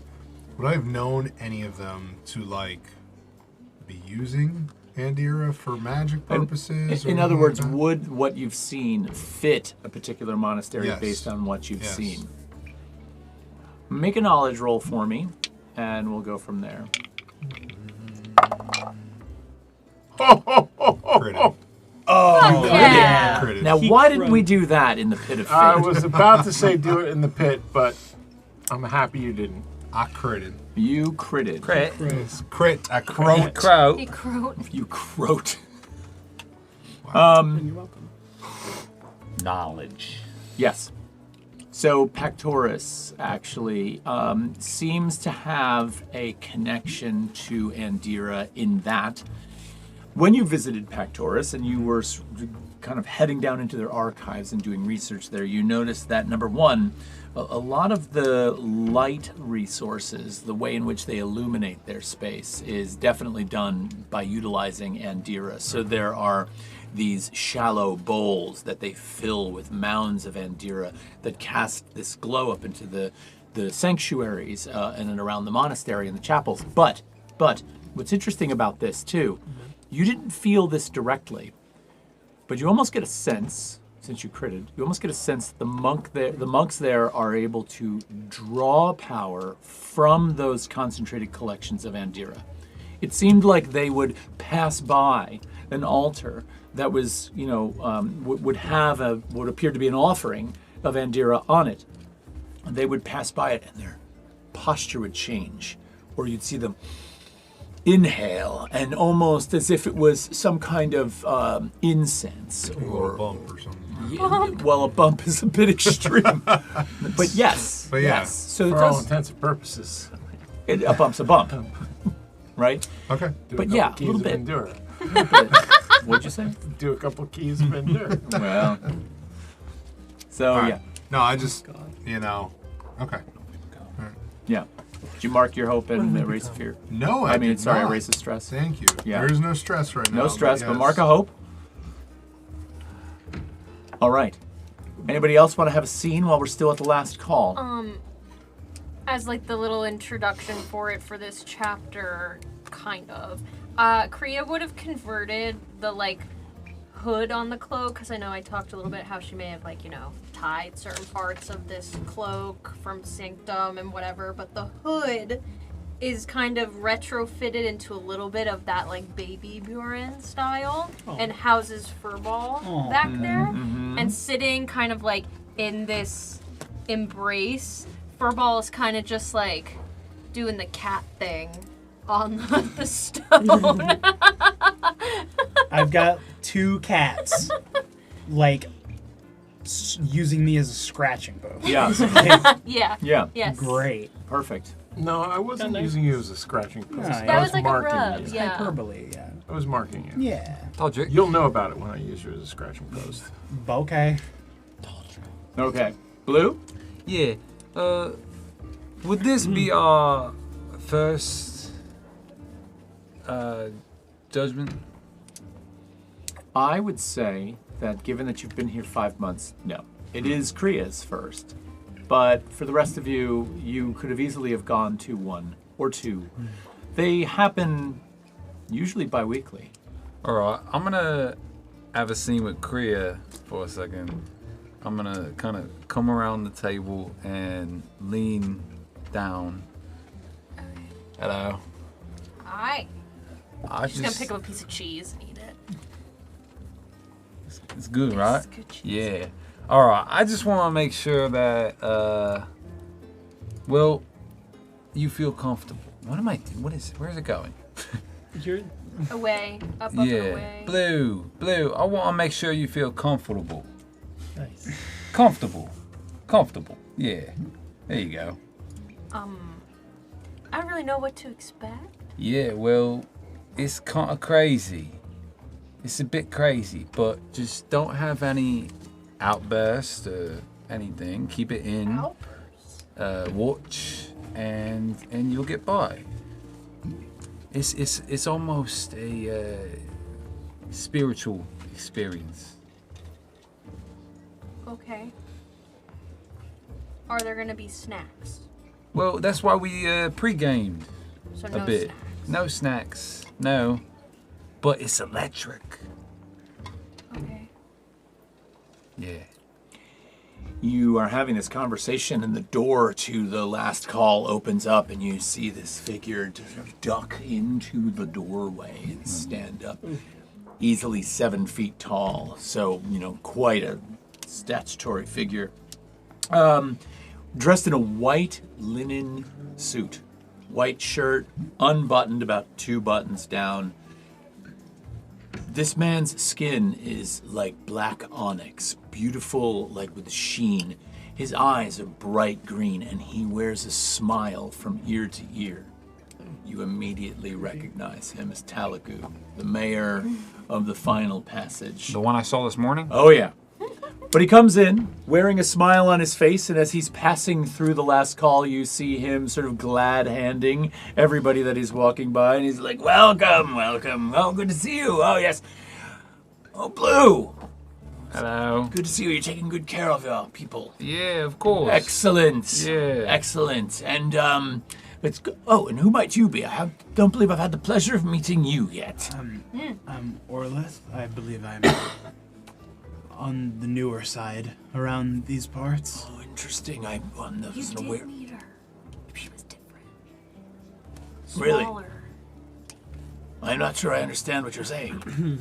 She was with us the whole time, just compacted. And a statue. The statue, mate. My statue. You. In a statue. Really? Yeah. Interesting. Apparently. How does one transform from such a small thing into such a... You put it in water. You mean like a sponge? Yeah, like a sponge. That's what I said. You put it in water. All this time, it's never gotten wet. Yeah. So if you just keep it dry, could you do that with me? Yeah. Really? Yeah. I can Interesting. make you wet, yeah.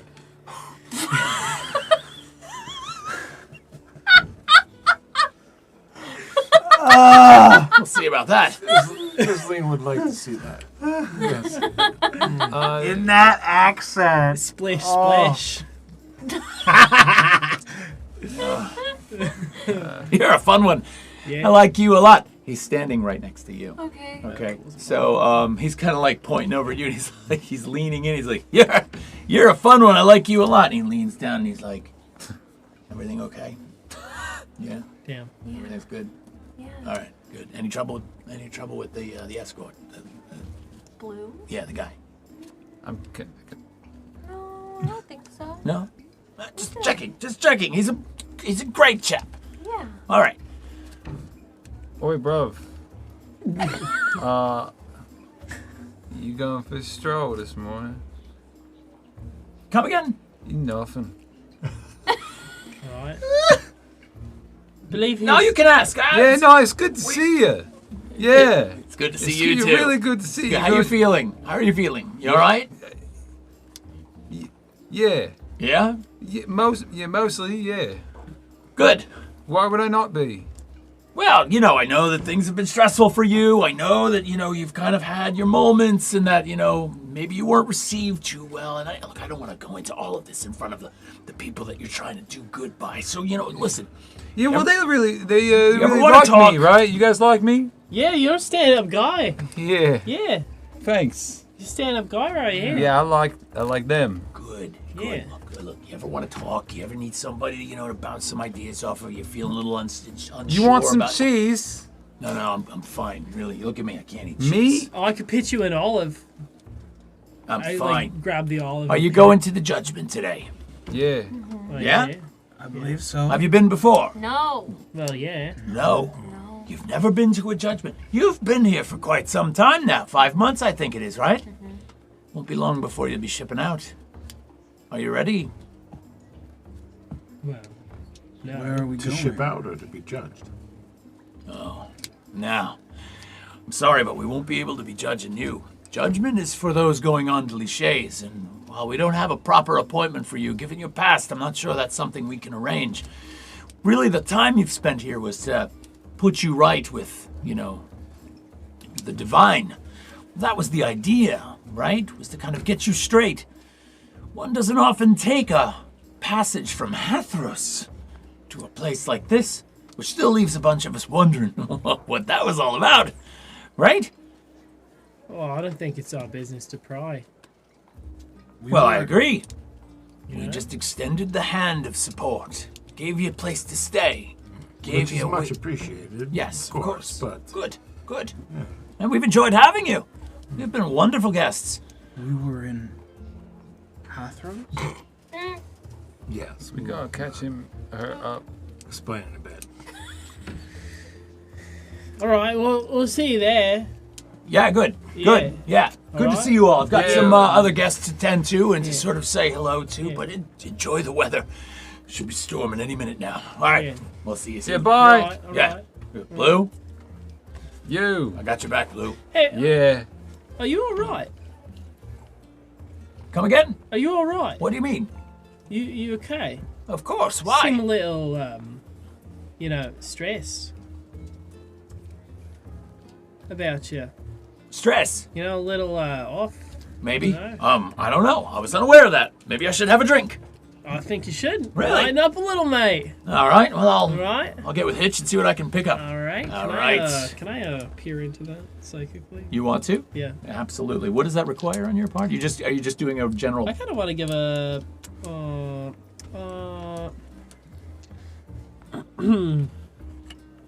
Typically, Maybe that would be a knowledge or an instinct. it would be more instinct. I That's think. right. They're both zeros. Yeah. So. Roll it.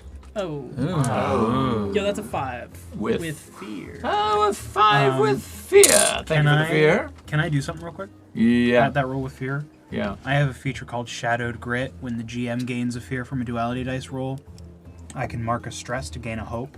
Oh, yeah. As the air gets tense, Orlith her shoulders tense up as her vision briefly flicks back to that endless kind of desert with the strange sky, and then it's back. Nice. And you gain hope from this. I gain a hope at the cost of marking a stress, as this kind of determination fills her. There's something in the air. Tonight. You're not able to really get inside of Talagu's psyche right now, but you do.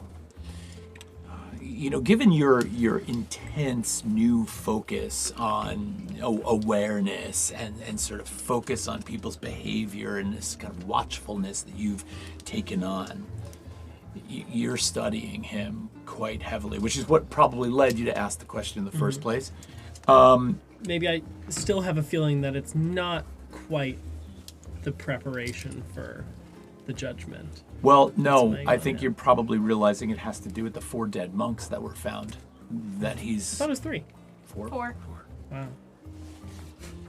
So it could be that, but with a 5 with fear, but ultimately, when you ask him in that moment, he does kind of shoot you a glance, like a knowing glance, like, what are you getting at?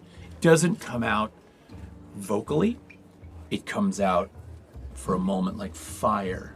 He meets your glance. It's like that moment when you know you said the wrong thing in front of a group of people, and that one person who can change it all for you picks up on it and just shoots you that moment, and you're like, oh, Fuck. so you're feeling that right now. Yeah. He's getting ready to go. All right. Yeah. He's like, all right, I'll see you at the judgment. Bye. Later, See you, Blue. champ.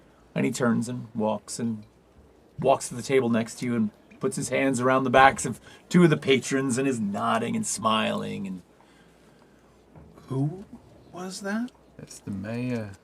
Yeah. Oh. He's a bit scary.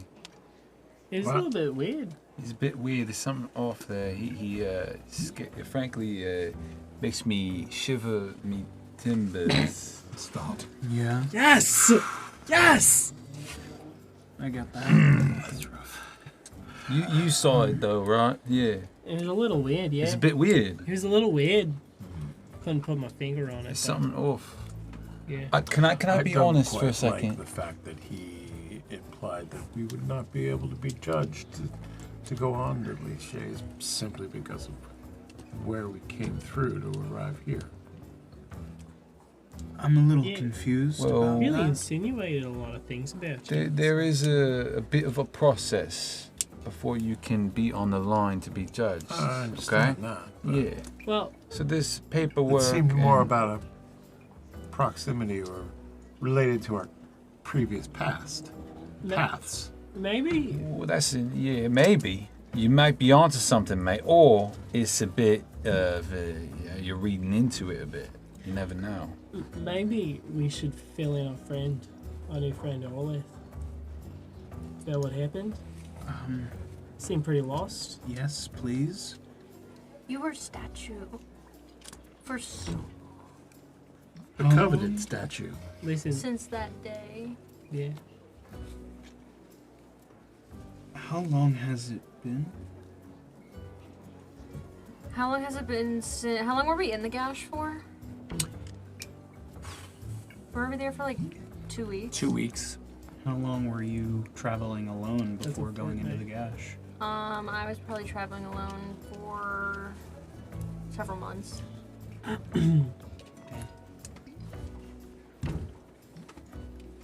That's wild. Yeah, it's a long time.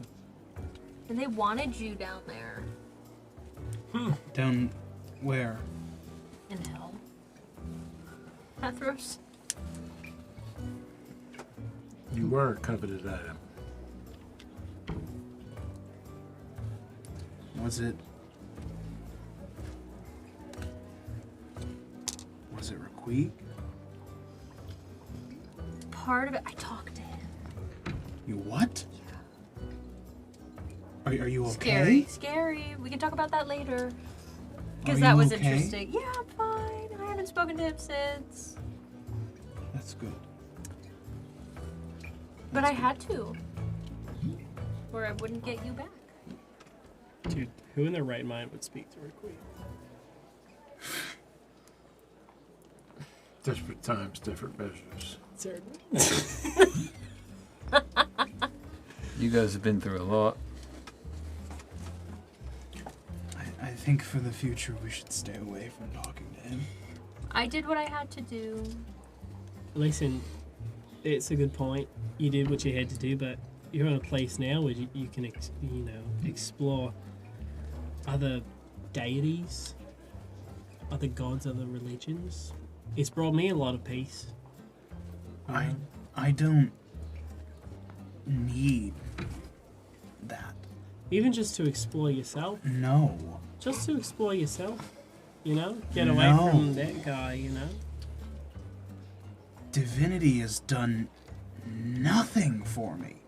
It's done everything for me. We clearly have different experiences. I suppose so. Yeah. But that might bring you all together eventually.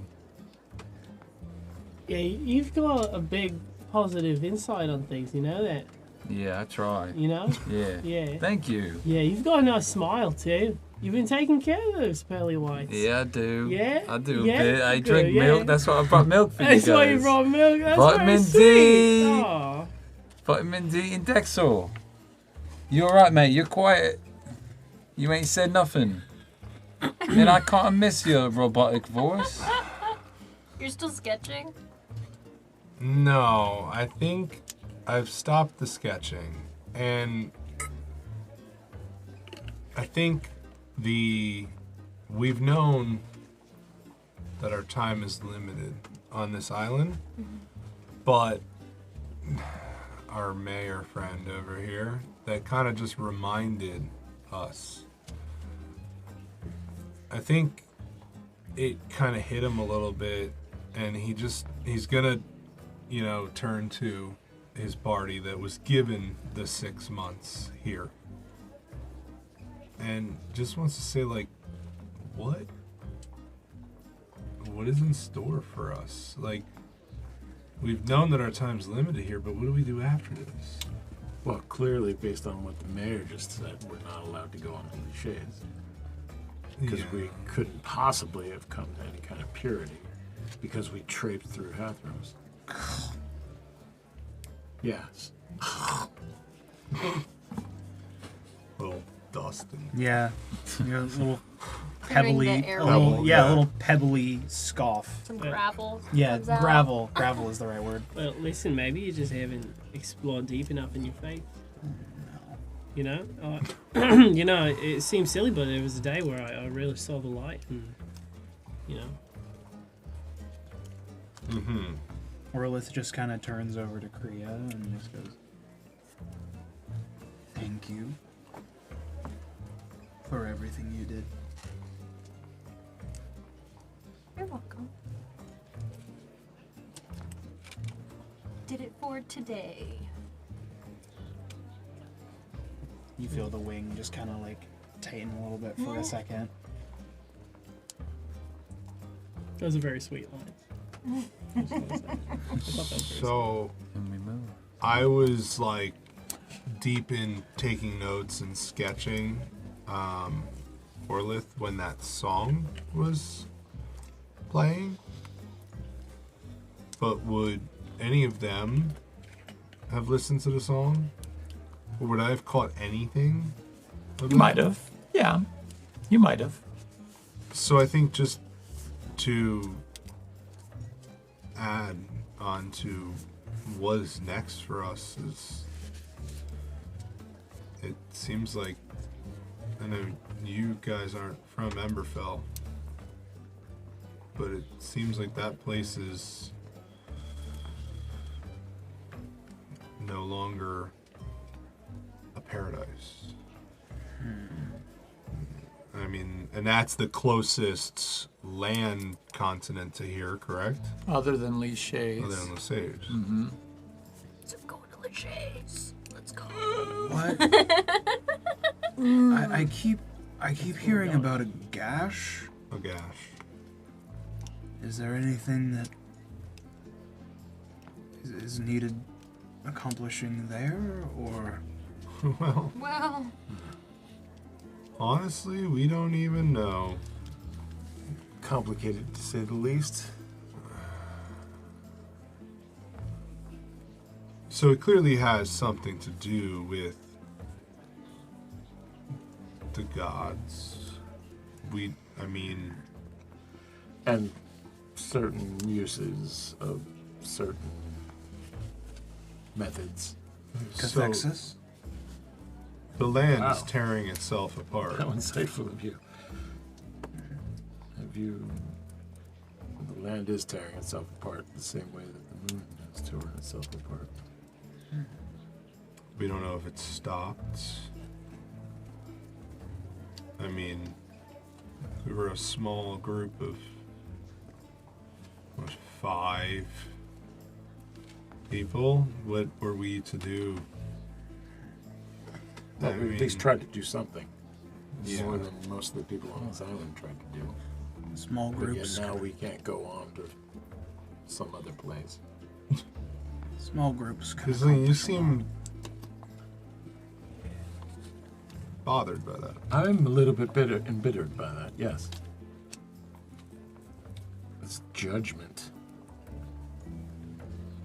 They didn't see or deal with any of the things that we saw or dealt with, and we went down there on our own free will to try to make our world a little better and try and stop some of the atrocities that were happening. And then we show up here and it's like, oh, well, yeah, good for you. We'll give you 5 months here, but 6.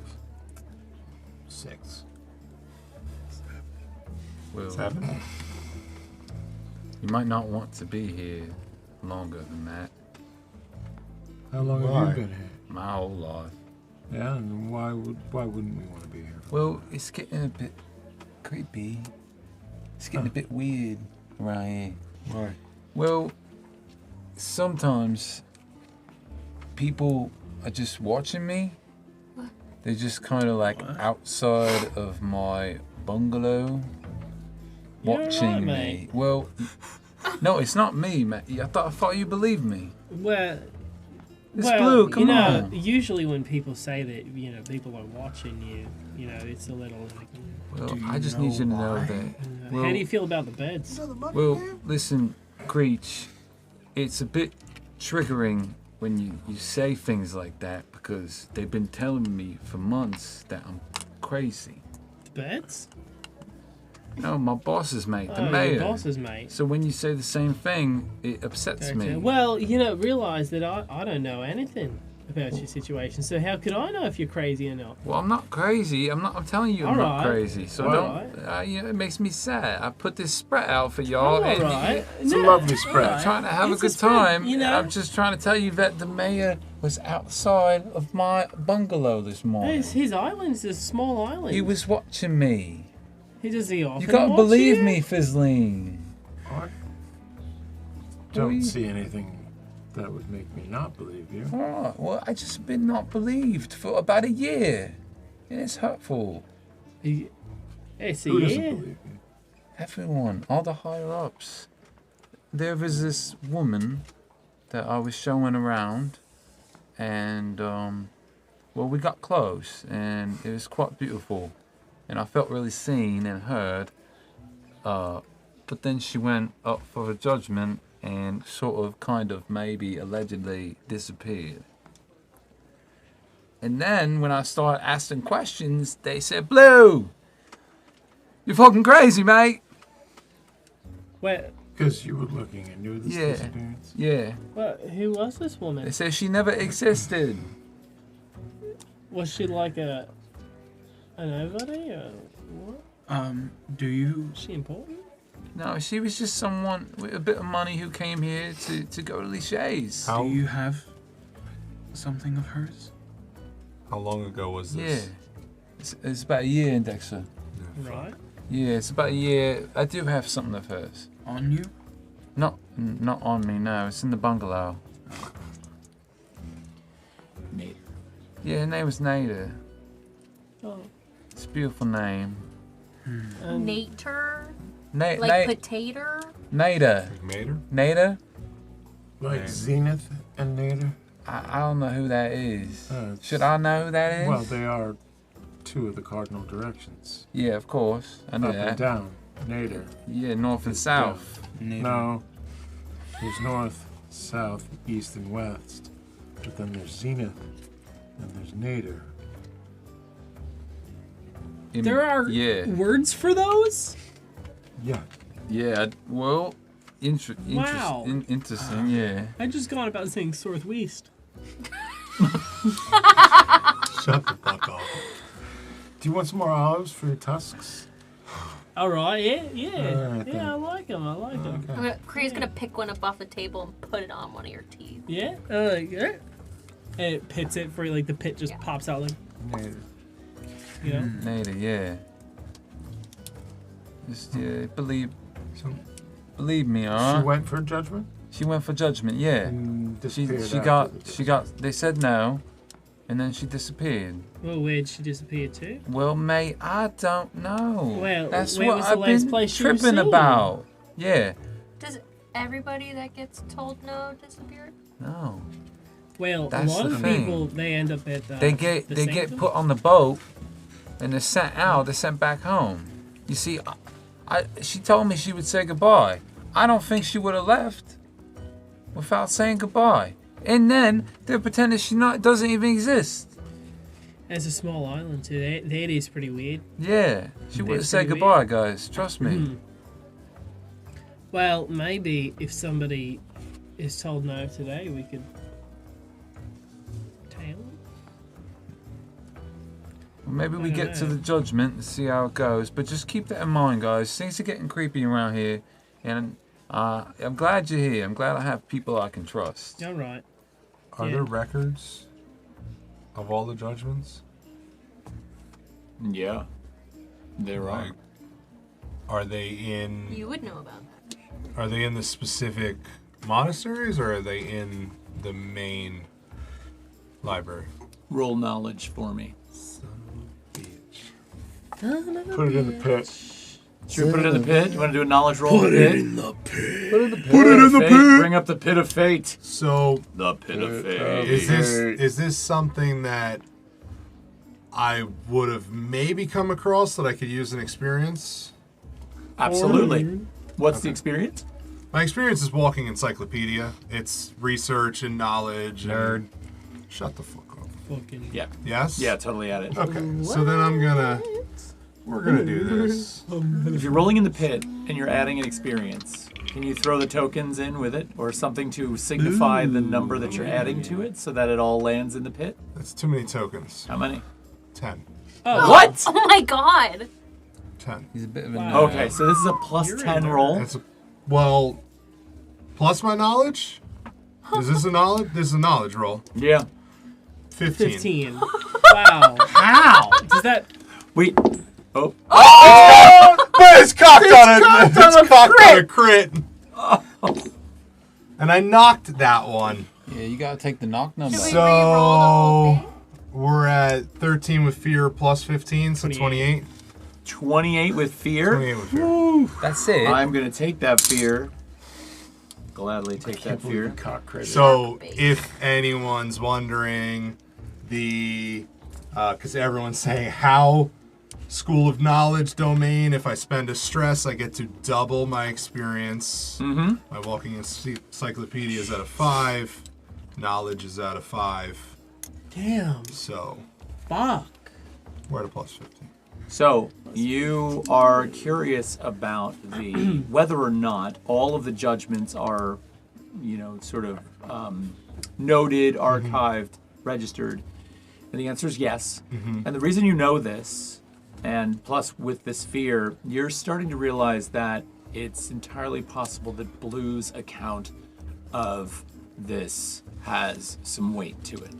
Because you have recalled that in every situation where you have gone into the archive of any monastery, the records and notes of all judgments are forbidden to be looked at. You are not allowed access to those. And there are usually areas of any archive of importance that have locks on them, right? And you've inquired before because you were curious about the judgment process. This is something you've never come across before. And so in your curiosity, you asked if you could see how these judgments were dealt with, what the different steps and protocols were. You were told absolutely not. You were not allowed to see past a certain point. Okay. The teachings of the divine, stories of the gods, the ways in which they interpret their scripture, yes, you could have all of that. But you were not allowed to be involved with judgment. Okay. I was going to say, because the question's been bouncing around, like, this is Kriya's first judgment, and you said they happen weekly or bi-weekly? Bi-weekly. I was going to say, being a member of the town and not necessarily a specific monastery, like we talked about in session 0, I would have been at every single one. I would have been keeping my own records. So that's why I had asked how long ago that was. It was before your but time it was before. here. That's Yeah. what you Damn. said a year. So Yep. Darn. I've been here about a year. Mm-hmm. Would I have maybe witnessed that? I'll tell you what, if you would like to, Yes. I'll let you make a knowledge roll, but hang on. Good. Before you do that, let me kind of talk about the potential consequences and outcomes of this roll. Because you're starting to load my fear bank up, right? And so I don't want to, become greedy for that. So I'll say this. It's fine. Would you have known about, wait, what was the question? Would you have known about the disappearance of Mrs. Right. Miss Would I Nader? have even seen it, having been a year ago, and I've been here about a year? Right. I will say this. You could make the roll. Uh-huh. And I would say a crit on the roll might give you the thing you're looking for. A success with hope on the roll, and this DC is going to be pretty high, would probably allow you to extrapolate from all of the information that's coming out on the table right now, something to reveal something, okay? But success with fear would do that in a way that would, well, it'll be darker, but I'm not gonna go into that too much. The failures with fear, though, I think the failures with fear are going to trigger something very dark for you. Okay. So realize that you will not only give me fear, right? Right. Success with fear, failure with fear are going to trigger something very dark for you. You decide what you want to do there, and we'll make you roll in the pit. Pit. Put it in the pit.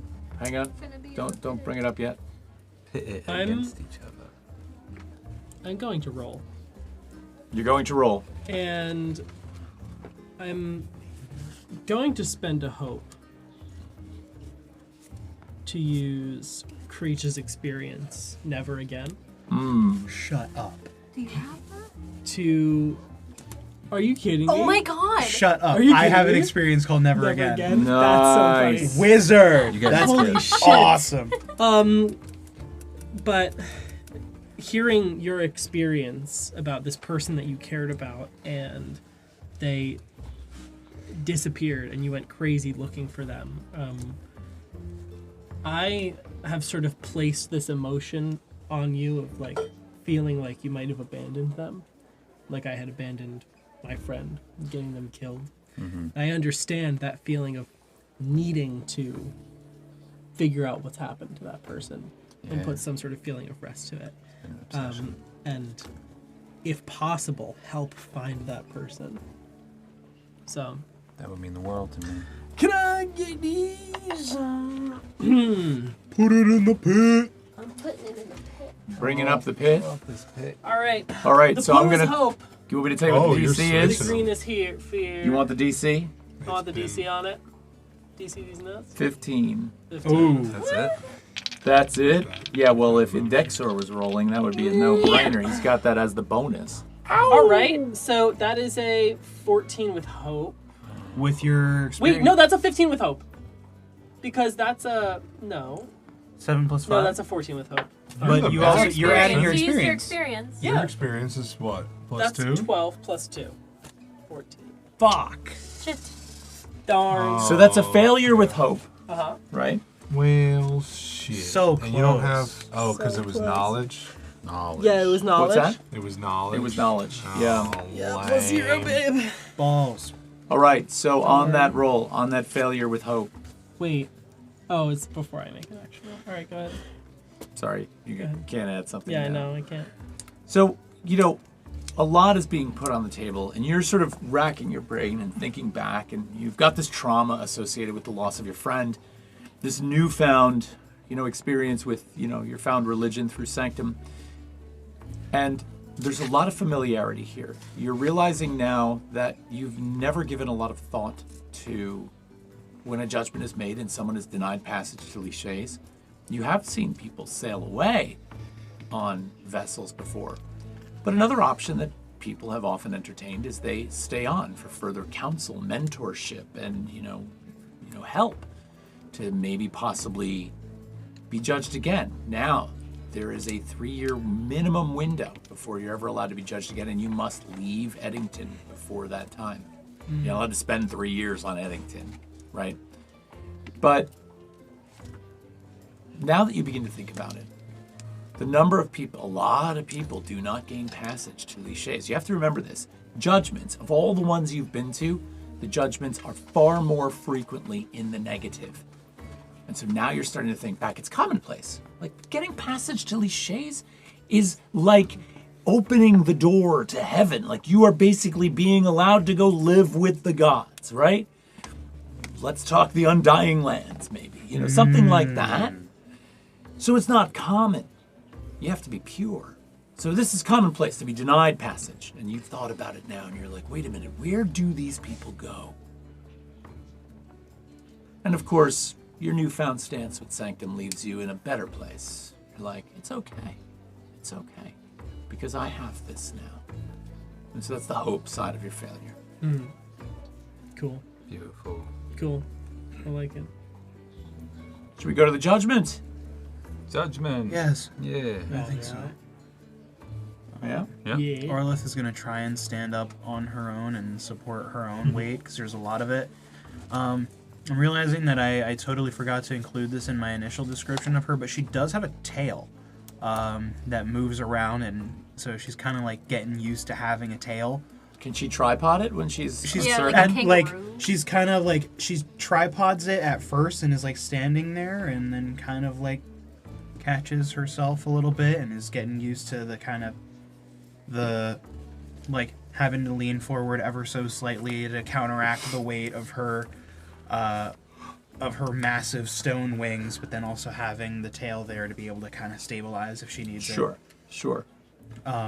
So she kind of picks up her axe and shakily walks on her own with the rest of the group, but always staying close to Kriya.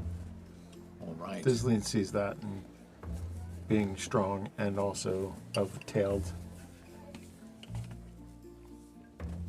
situation, kind of snuggles underneath the armpit and helps lift Orlith up and kind of give them a little more stability. Okay.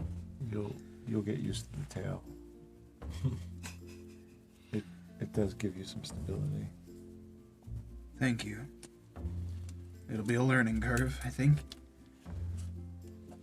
As you exit the Last Call Tavern and you make your way outside onto the main footpath that winds its way across the island of Eddington, many of the patrons from the Last Call are actually following you out and putting on their cloaks, and so you're not alone. There's the group of you and maybe 10 or 12 others that leave the tavern.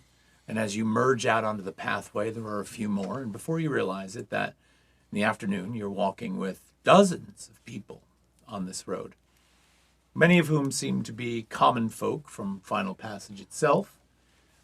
Some are monks that have probably been in town for a period of time and are making their way. There are some that appear to be more administratively oriented. As a matter of fact, you look over your shoulder and he's back there. Mayor Talogo is behind you, Awesome. maybe 100 feet back, walking with a couple of people, gesturing and talking very sort of, boisterously. You can hear his voice, I feel him looking at me, You can even when he's not. you can kind of feel it. And this pathway winds its way into the forest. And so now you're kind of like engaged with people. And some of the people around you, like ahead of you on the road, there are pathways that sort of merge in with yours and more people will join. And people greet one another. There's a very sort of respectful and happy, sort of disposition about most people on the island.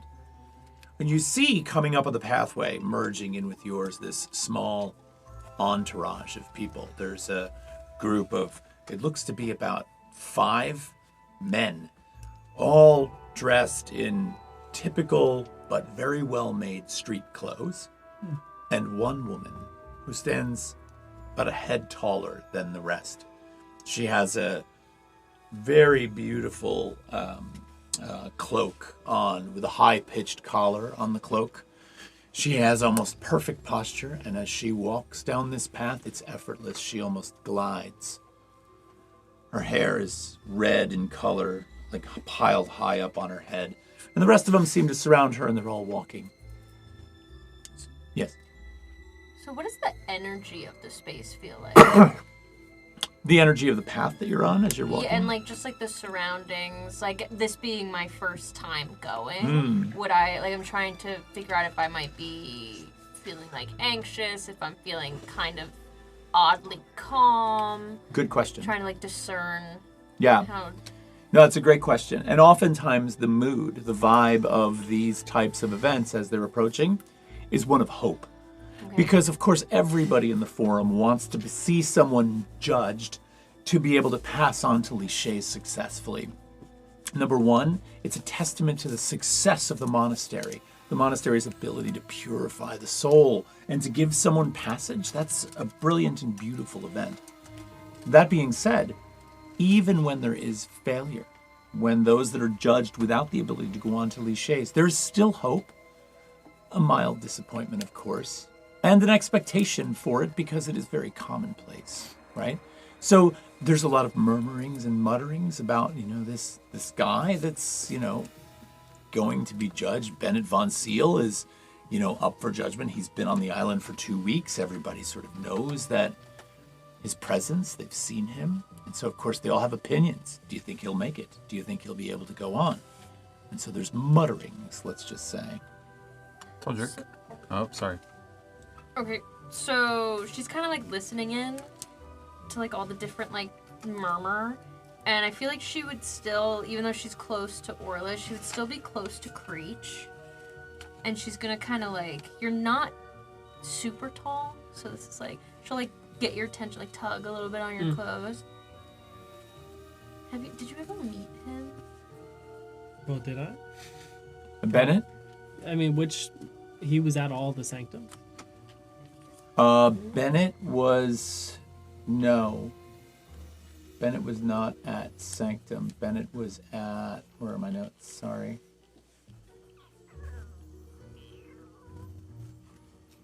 So, Bennett was staying at Pectoris. At Pectoris. Yeah. Mm-hmm.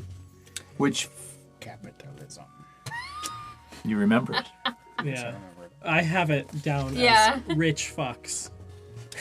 What if he was the thing? Well, no. Never met him. He is a Thane, so. But The tall woman. Yes. She's walking in front of us Yes. with her accompaniment. Mm-hmm. Do I recognize this woman, Todd? Do you recognize her? Yeah. Yes. You remember the ship she came in on? Yeah. About a week ago. Yeah. I don't normally see people with an escort, right? That's sort of unusual unless the person is of extreme wealth. Well, in my gossiping, nosy nature, I'm gonna grab onto my friend here on the arm, and I'm just gonna guard me. And then I'm gonna, my eyes kind of like go back, and then they come back like stark white, and I'm gonna activate through your eyes, and I want to see what she sees and hear what she hears for the time being. Oh my god! Whoa. Fucking metal. Wait, that's crazy. crazy. Yeah, it's kind of nuts, yeah. All right, so you all of a sudden are inside of her head, and you see what she sees and hear what she hears. Yes. Right? While still containing my motor controls. I just can't see, so that's why I grabbed it. Okay. Yeah. Okay. So you have a little kid and a shark. It's just like grabbing onto you. I'm like, oh, crikey. So you all of a sudden are inside of her head, and you can see the people walking in front of her on the path. And she sort of seems to almost peer down her nose at those in front of her. It almost appears as if there's 3 monks in front of her walking along. And every once in a while she'll turn and glance at one of the people in her entourage, and he'll just look at her and roll his eyes and, Judgy. What's that? Judgy. A little judgy. Yeah. But as they're walking, right, you you're coming up on this fork in the road where everybody seems to be going to the left, which you know takes you up to this northern area where the forum is. The forum looks out over the northeastern side of the sea. It's the same location that people sit when the Gargrothians come to visit. It's like an arena, Yeah. right? And so you've made the left turn and start heading north as we're all moving along. And just at that intersection where you make that turn, you see another group of people coming down. And she turns and she sees this group. And it's a large collection of monks, probably a dozen or so. And in the center of that group of monks is a man, very simply dressed in a black robe. The hood is off of his head. His head almost seems to be sort of bowed in prayer. His hands are clasped in front of him. And he walks along. And she sees him. She looks right at him. And she says, Bennett von Seal. And he lifts his head. And he's like, Catherine, how long have you been here? She's like, I came in last week. Where are you? You're the judgment tonight. And he's like, indeed, I am.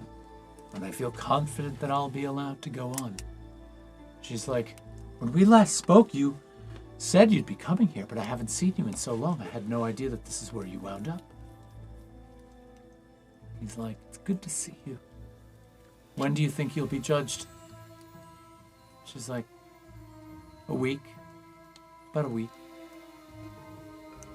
He's like, perhaps this will work in our favor. How could it not? How could it not? Look at the lives we've led and the legacies we've created. We've done so much good for the world.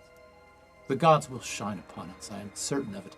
And everyone that I've spoken to, my brothers here behind me, from the Triadics who I've been visiting with recently, to the rest of this island, everyone feels comforted. As a matter of fact, my own abbot has chosen his best warbler to give me my judgment today. I'm looking forward to this. She's like, I think you're going to do just fine. She's like, I'll pray for you. And he's like, that would be much appreciated. And with that, they turn and they get shuttled up and along Yeah, the I'm way. gonna come back and I turn to Creech and say, Yeah. yeah, they think money can buy judgment. Well, the thing. Well, that makes sense, but who the fuck is that lady? She's got money.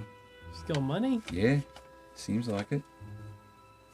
She's a bit She looks pompous. bad. Well, I think she's got a nice hairdo. No, it's disgusting. You Alright, spend yeah, money you got- on that. Yeah, torture. Torture? Yeah, Alright, torture, Creech. alright. Oh, you sassy bastard. What are you doing right now? I'm sorry. What are you doing? I just thought we were joking. I'm going to spend a fear. Yeah. And I'm going to reveal an inconvenient truth. Whoa. You're walking and you're chatting together, and the rest of you are all following. And with that, you hear the familiar voice from behind you, coming up behind you and pushing past you. And, you know, Mayor Talogo's like, just kind of goes by, and he's like, Lady Darwich, could I have a word? I knew it! We should have killed that fucker! Jesus. Pushes past you and just gets in front of you, and you can hear this conversation quite clearly because you're walking 10 feet behind, and he's like, would you do me the honor of sitting with me down front? I understand that you're an acquaintance of Bennett von Seal, and I think that, you know, together we could witness perhaps his passing to Lichés. Do me the honor and join me. And she kind of looks at him and she nods her head and she's like, indeed, I will. I think that would be very nice. Forgive me, I did not recognize your game. What? Forgive me, I did not recognize your game. All right. Is it normal for him to refer to it as a certainty that he's passing to Lichés? Von Seal, when he was speaking to Catherine? When the mayor was speaking just now. He Let's said witness his passing to Lichés. He didn't say his judgment. He said, let's witness his passing to Lichés. I would say your interpretation of that would be more of the fact that people are hopeful and speak in a hopeful, positive way about the person's judgment rather than with hesitation or doubt, because that's kind of the vibe of the island. And Yeah, it's good vibes. it's Yeah. All right. Thanks. Suddenly good vibes. Well, mostly, yeah. You find yourself approaching the forum, and you are sort of ushered in by some of the monks that sort of help to seat people. And these are carved stone steps into the side of the hillside, right? And you've been here, except for Kriya, you've all been here before. And you take a seat, midsection, about halfway up, and you look down upon this open floor in front of you, this semicircular arena that sort of surrounds this floor. Hundreds are filling this place up. It holds about 300 to 400 people. And so it's filling up quickly, and you take your seats. And then you notice off to the right, you see that group of monks that had Bennett von Seal, and they're sort of like talking to him, and he's got a small chair, and they're all surrounding him, and he's looking at all of them and nodding as they're all sort of, I think, giving him last-minute advice and talking about protocol. You see Talogo and Catherine sitting down front. You see some of the members of the various monasteries that you've grown familiar with. You see Hitch, the bartender, all of a sudden come in. He's still got his bar rag tucked under his apron, which he hasn't even taken off. And others that you have grown familiar with over the last 5 months begin to file into this space. I didn't know what that was. Me, sorry. That was weird. That sound really freaked me out. So, a few moments go by as people begin to settle in and take their seats, and the horizon is absolutely exquisite. The ocean before you, like just glistening with the last late afternoon. And with that, Mayor Talogo stands up, walks out into the center. He sees everybody and he holds his arms out. His smile almost oddly splits his face in half. It's so big. I like this guy. And he looks at everybody and he's like, members of Eddington, welcome to our judgment. It is my pleasure and my hope to be in your company as we see this fine specimen of a human being pass on to Lichés, should, of course, the gods and those in attendance decide that he's worthy. So, you all know the protocol and how the events will unfold. We will first hear from Mr. Bennett von Seal. He will have his time to present to you whatever he feels necessary to change this space, to sort of bring the gods to him. He may pray, he may meditate, he may narrate, he can do whatever he feels necessary. He may purge his inner feelings. From that point, we will have deliberation. The abbots and senior monks will have an opportunity to ask questions, deliberate.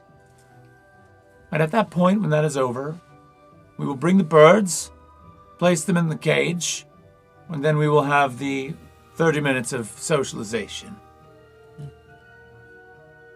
We're all familiar with it. Come. May I introduce Mr. Bennett von Seal to you?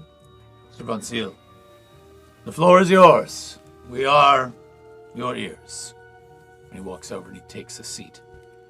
There's no applause, it's just silence. This figure in the black robe with the hood back stands up and walks into the middle of the arena. And he sees all of you. And he takes a deep breath. Good afternoon. I approach you most humbly, members of the council, monks, abbots, citizens, for today's judgment. I have led a life that only repentance could define in any way that's worthy of any kind of justification for being here at all. One might consider it unsavory, Many have grown to not like me. But what is life if it is not one that is able to have course correction? One that is not able to be sort of shown the way, shown the light, especially by such brilliant minds and devout followers of the gods as these. I have been through such teachings. I have seen that light. But first, a list of my exploits. For I feel it is important to purge and bring it all out onto the table. Yes, I chased wealth. Yes, I acquired it. And yes, I was probably not the best being. I was probably not the most benevolent with my funds. I hoarded them. I was able to govern over people because of that power, change their lives. People suffered. I'm aware of that now. Can I go back and change that?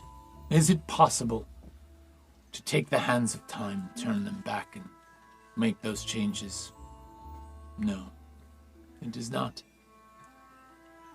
But this is not the way of the gods, to allow all of your actions to sit steadfast in one's history and never be allowed to be corrected, never to be allowed to find the light, never be allowed to find true meaning in the existence of one's place on Vesper. Which is why I've traveled here. Which is why I wish to move on to Lichés and live amongst the divine. And so, I've taken up with you. I've taken those vows. I've learned the scripture. I have renounced my past. I have brought a significant portion of my wealth to this island, which I have divided amongst the various monasteries for a tithing. A lot of ways to support that and bring it up to whatever it needs to be. I don't need it anymore, and I won't need it. And even if I am deemed unworthy to go on to Lichés from this point, I renounce my holdings, I renounce my wealth, I renounce my land, so that I may live a pious and simple existence going forward. I ask you, today, this day, hold forth your prayers and bring them forward so that the warblers may find me deemed worthy and see them safe to the end of the caged journey. I ask you to forgive me all of the things that I have done. People of Eddington, I hope you can see forth to allow me passage. That's all I have. And he turns and sits down, and some of the monks are over whispering in the chairs, and they're having conversations, and one of them stands up and, do you have a question? Yeah. I don't mean to interrupt the flow. Flow's not a thing. I've been to a lot of these judgments, and I like to play this little game with myself called Are They Fucking Lying? Are they bullshit?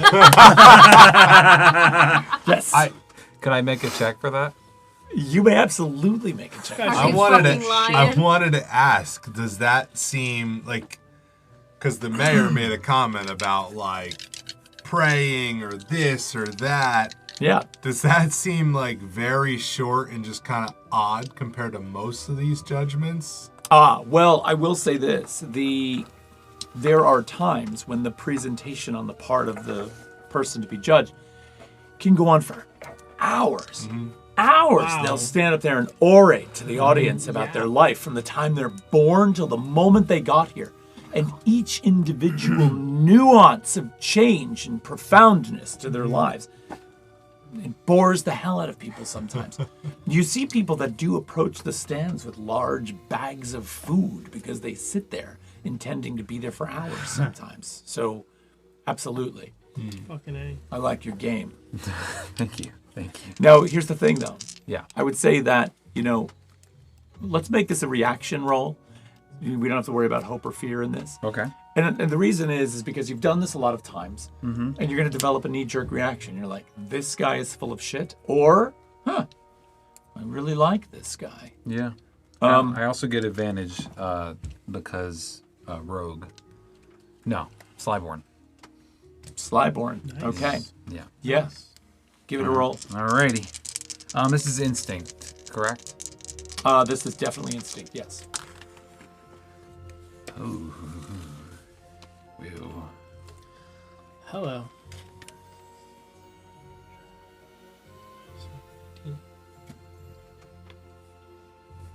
$19 with fear. Well, fear doesn't matter. Oh, Reaction cool. roll. Okay. 19. I will say this. You tend towards, in your judgment of those being judged, you tend towards this person's full of shit. But why wouldn't you? Think about what's happening right now. This person was pleading for their ability to be passed on to the continent of the divine. So of course, there's hyperbole, there's drama, there's like this need to go. You're 19 though. Not only gives you that, but says, I know why I don't like this guy. I already know why my judgment might be a little biased towards, I think he's full of shit. Yeah. And that note about the tithings to the monasteries. I'm giving my wealth to the monasteries. Am I buying my way in? What's going to happen here? What's going to happen? And so more than the question of is he lying, is you're putting the thought in your head. You're asking yourself the question, is this fucking guy going to get to go? Is he going to get to go? Because he's got money. Yeah. Because he's got money. Yeah. And you should know that the Gargrothian barricade in the thread, which is basically the 12 Leviathan soldiers that guard that land, they are not swayed by money. Yeah. They are inherently connected to that which is good. And so, buy as you might try with your wealth to get past the thread. Can you? Can you? And this is the question people have always asked. Okay. All right. Question. Yeah. Would you consider him within very close range of me? Very close range? Probably. No. Okay. No. Just double checking. He's a snoggy bastard. All right. So as he finishes his speech, and the monks deliberate a little bit, one of the monks raises his hand and says, I have a question for the judged. And you see Bennett Von Seal lift his head up and do you feel as if the teachings of one particular monastery versus another were connected with, you found to be most profound? And that's when you notice it. All of the monks that are in this arena are wearing the same colored robes. You cannot tell them apart. And so everything has sort of been equalized on some level. Okay? All the robes are dark gray. No tinge of color. No, all the hoods are up. Is this That's not normal. What's that? That's not normal. That is normal. That is normal. That is normal. Okay. That happens at the judgment. Yeah, I'm saying that's when you notice it. But for those that are new at this, that's when they notice it, right? So there is this kind of like an attempt to thwart bias, right? By going with this equalized kind of dress code, right?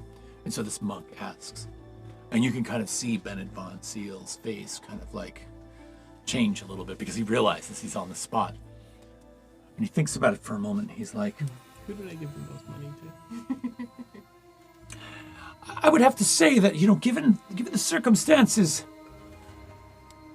isn't it in the end all about the three of them and not necessarily about the way we choose to interpret what it is they say? What is more important is that we have faith and that we believe. How could you deny me that answer? And the monk turns to his friends, and you see a bunch of like nodding, and there's actually some scribes there, and there's some note-taking.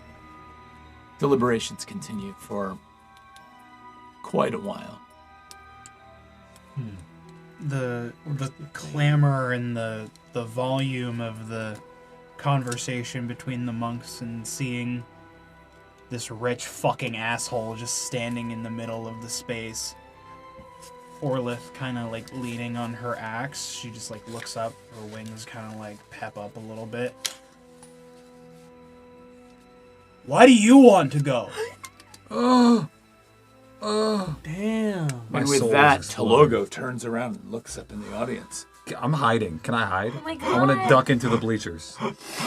He kind of turns to Catherine. How far back do you think you're sitting from Oh my Catherine God. and Talogo? I'm curious. I don't know. I'm gone. I'm slightly drawn to her. You're slightly drawn to her.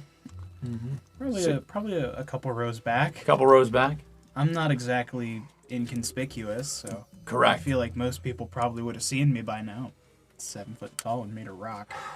Horrifying. Talogo turns to Catherine, and you hear absolutely clearly. He turns. He's like, most unusual, most typically questions not allowed from the audience. I'm not sure what they're going to do. And you kind of see Von Seal kind of look up at you and turn and face the monks. And back again, and the monks kind of like speak for a minute, and they were like, the question will be answered. No. And Von Seal says, who wouldn't want to go? Who wouldn't want to live their last days amongst the divine? Why do you want to go? Take it easy. I feel like the only true way to become one with the universe, to be forgiven for what I've done, to show that I have released my desires and connections to the wealth I've generated, is to go there. That's why I want to go. Thank you. You hear this like snort as like some air comes out of her rocky nostrils. Yeah, I'm going to kill myself. Yeah, what you just did. That's Is a that turf being dinner. said from under the bleachers? Yeah, like from under you're the ducked bleachers. behind. I'm, The from- shark's under. Shit. I'm actually okay at hiding. So I'm flat. It's a So- place of judgment, is it not? As these deliberations are happening, you see some what appear to be like stagehands. Some other monks come out and they wheel out this small pedestal. It's round, it's about 4 feet tall. And on the pedestal is this absolutely beautiful silver ornamental birdcage. And it's got a perching bar in the middle of it. And they wheel that out into the center. And then they come out with 2 more tables and they put them in a row, one next to the other, in front of this cage. And then with that, one of the monks comes forward and holds a hand out, gesturing to all of the monks, and each of them brings forth a small cage of their own that they've been carrying under their robes, and they line them up on the table. It looks to be one from each of the orders. There's 5 of these cages. And then they stand back, they kneel down, and they proceed to chant. And they lead this chant, which is beautiful. It's like song, right? And as they begin to chant their song, all of the other monks that are in and around the floor of the arena fill in with these harmonies that sort of seem to fill in the song that they're singing. Including me. Me too, from under the bleachers. Perfect. And because you've been part of this for so long, you're realizing that what they're chanting, the translation of what they're chanting, is the very story that Bennett Von Seal just told, but they're sort of purging it out in this kind of song. So the people who stand there and talk for hours, does the song go on longer? Yes. Wow, Yes. dude. Oh my god. You do know that there are shorthand versions of these chants that sort of package these things, but they are longer depending on how long you're there. Fuck. So the song goes on for a bit, and when it ends, each of the monks stands, head bowed in front of this small cage on the table. And then one by one, each of the monks reaches into the cage and takes this small warbler, this small songbird from the cage in his hands. He kisses the bird, walks over to the silver cage and puts it inside. And the bird just very promptly just boop right up onto the perch. And then the second one, and the third, fourth, and fifth. 5 small songbirds placed into the silver cage. And they all stand around. They hold onto each other's hands. A few more chants are said. And then they let go. And they turn and they face all of you. All the monks come out. And they say, give each other greetings. Talk amongst yourselves. Let's take time to celebrate Bennett von Seals. Passage to Lichés. 30 minutes of social discussion. Now, this is normal. This is something that happens in all of these events. It's a time for a congregation and sort of a celebration.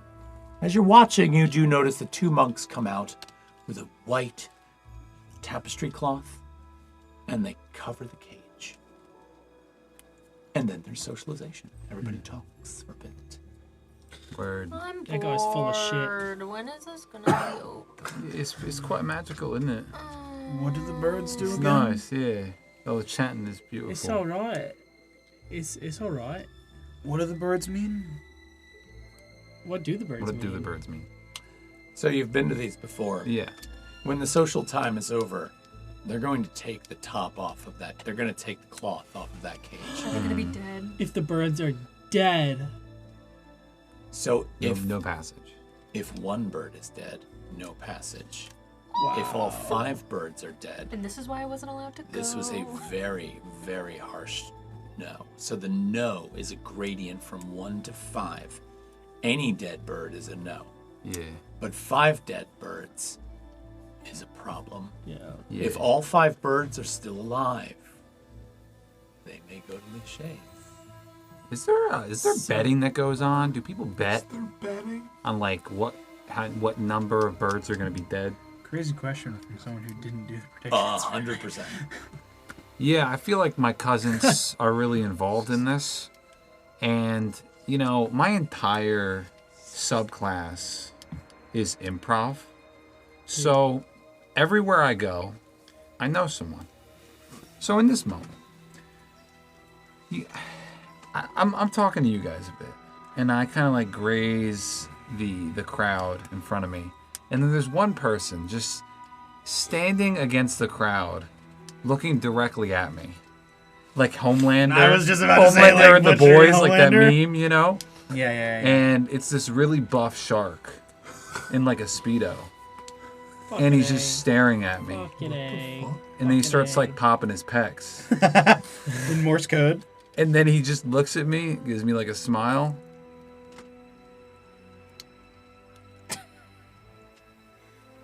And then walks in the other direction. Fuck. Just 3. He thinks that 3 birds are going to be dead. Are you taking people's bets? Are you a loan shark? Or are you? Mate, That was that's great. a really, Mark of Hope. That was fucking awesome. that's a really derogatory term. It's I a just call bit- it as I see it. it's a Shark Gang. Oi, oi, oi. It's a bit of a Warrior. stigma. Yeah, I'm not involved. I'm just adjacent. That's my cousin. He's everywhere. He's involved. He loves to gamble. He's nowhere but everywhere. Is he Yeah. just espousing about his theories? Yeah, you see, man, I can't. He's everywhere. He's always there. When I want him to be, I kind of want him to be sometimes, but other times he's just there when I don't want him to be. Did anyone else see? I think you all saw it. It was incredibly Brother? obvious. Yes. Sure, if you want to. I'm not going to make you roll for it. If you want to see him, see him. Okay. Yeah. He's a cool dude. Weird man. He's cool. I'm just wondering if this guy's fucking crazy. I just see sharks everywhere. He's just seeing things. That would be a I see great that. way That's to like- take this story. You know, if I had cleared that, we didn't really clear that, and I don't want to toy with the I'm not backstory. crazy. Okay. You fucker, dude. But it really would have been a funny way to go. You always know someone wherever you go. Orlith is Like, what are you gonna talking about? stand up Oh my god. which takes a little bit of effort because there's a tail now. And she's realizing that she's been holding her axe this entire time. And kind of, it's almost like in the God of War games, how Kratos has his axe on his, like, this little hook on his back. And so there's a curve in the blade of the axe that connects to the handle and the shaft of it. So she's gonna put the curve on, like, the little meeting point between her back and her wing, and kind of just, like, let the axe rest and dangle there, just, like, wear it on her back. And she's gonna reach down. Do you want to walk around? Sure. I'm gonna take Kriya's hand and walk towards the mayor. Oh, Oh, person God. keeps She's embarrassing. kind of like, Fucking you can see that she is kind of like still like just getting back on her feet, but she's almost figured out the best pattern of weight distribution and walking with the tail and the wings and the 7 feet tall. And she walks up to the mayor. I'm very sorry if I caused any disturbance earlier. I'm not exactly familiar with many of the ways of the island. I think I've been asleep for the better part of the last almost a year or so. But I'm curious about this process. What can you tell me about the judgment? Just to paint the scene for you as you approach, Yeah. Talogo is standing there, of course, talking with Catherine Darwich. Yeah. And you walk up, and Catherine Darwich has this look on her face like, I clock that and I go, I'm sorry. I'm getting used to this myself. It's a social survey. This is new. I'm like offended. she doesn't say anything. She's almost like on an eternally inhaled breath. I give her this half smile of stone teeth, like. And Talogo sees you, and of course, in his incredibly overly welcoming way, and just beams. Oh, it's okay. Don't worry about it. We've had plenty of questions from the audience before. They're just infrequent because they're intimidating, of course. So, Yes. it's fine. It's fine. The process is, the process is the process. The judgment is inclusive for all, but typically run by the monks. So your curiosity is most welcome, and it appears your question was actually accepted by the monks. Most excellent, right? Indeed, I suppose. Perhaps you threw him off. That would be quite something. Now you look at Catherine, and she's like cross. So, tell me, which way do you think it'll go? Well, I'm not sure. I mean, he made quite a case for redemption and abandoning the material in favor for the spiritual. But then again, Yes. I'm made of rock, and I don't So have. you are. Yes. I don't have much use for the material. So not much of this is of extreme value to me. But I don't know. I think it could go either way. I'm intrigued. Does this group of birds, are they taught the ways of the gods? Do they know they're going to die? Well, they're going not to die. necessarily going to die. The but birds are gonna die. Oh no, each of the- cry. So the And I kind of like grip Kriya's hand a little bit tighter. it's worth a brief history of the process, of course.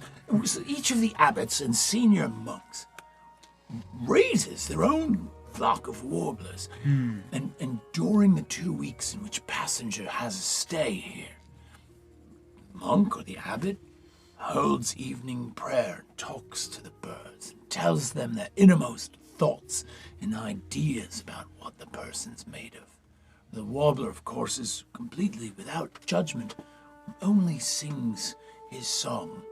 And so, what more pure, beautiful creature could there be to be presented with the idea? Now, we don't fully understand how the connection works between the warblers and the gods. But the death part is very interesting to me. They know. They don't know they're going to die, I don't think. But they know the judged. They understand. It is the absolute torment and purity combined in the judge that either allows them to live on or rips them to shreds somehow. Wow.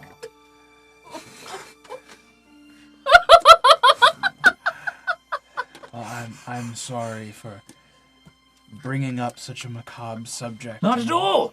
You know, it's part of the island's tradition. Yes. Well, it appears that it may have upset my daughter. And for that, I'm sorry. To hear. Okay. I like hearing my daughter. That sounds nice. I'll be sure to pray for them. As we all. Oh, look. It looks like we're getting back together. Looks like they're going to do the reveal. Very well. Excellent. Good. I'll be seeing you about, I'm sure. I want to make direct eye contact with Lady Catherine. And the pupils of my eyes briefly flash that same, like, rose gold. And since she's right in front of me, I want to use grim psychometry. What the fuck is that? To kill her. Well, it like says, a bird. while inspecting a creature, location, or object within very close range, make a spellcast roll of 12. On a success, mark a stress to have a vision of the most recent violence involving the target. Holy And shit. until I finish a rest, I have advantage on any action roll to recall lore about things in the vision. So I'm kind of like, I size her up in this moment, and kind of like, there's this like internal tug on some like tether to violence within Orlith. So I'm gonna make that spellcast roll. That's fucking awesome. Wait, you want to make it in the pit? I just rolled it. All right, that's fine. And it is a 12 with hope. So I just made it. And you want to know the most recent violence that she was involved in? Have a vision of the most recent violence involving the target. I've got a feeling about her. If there was violence involving her, that's what I would have a vision of in this moment. You are instantly transported off. You're making this... First of all, you're staring her in the face, and you can see her almost recoil. It was just... And she gasps for a moment as the connection is made, and you're transported inside of her mind. And all of a sudden, you're inside of a very, very well-appointed, beautiful dwelling with... What is so funny? Nothing. Continue. Oh, God. I got it. I'm looking in the chat. No, sure. You're transported to this well-appointed dwelling. It's her home. And you see her. She moves through this living space to a beautiful staircase, walks up the staircase, turns left and goes down the hall, opens a door, and there is the bedroom. And the bedroom's bed has this canopy on it of opulent draperies and tulle and gorgeous silken, tasseled tapestries that all hang around it.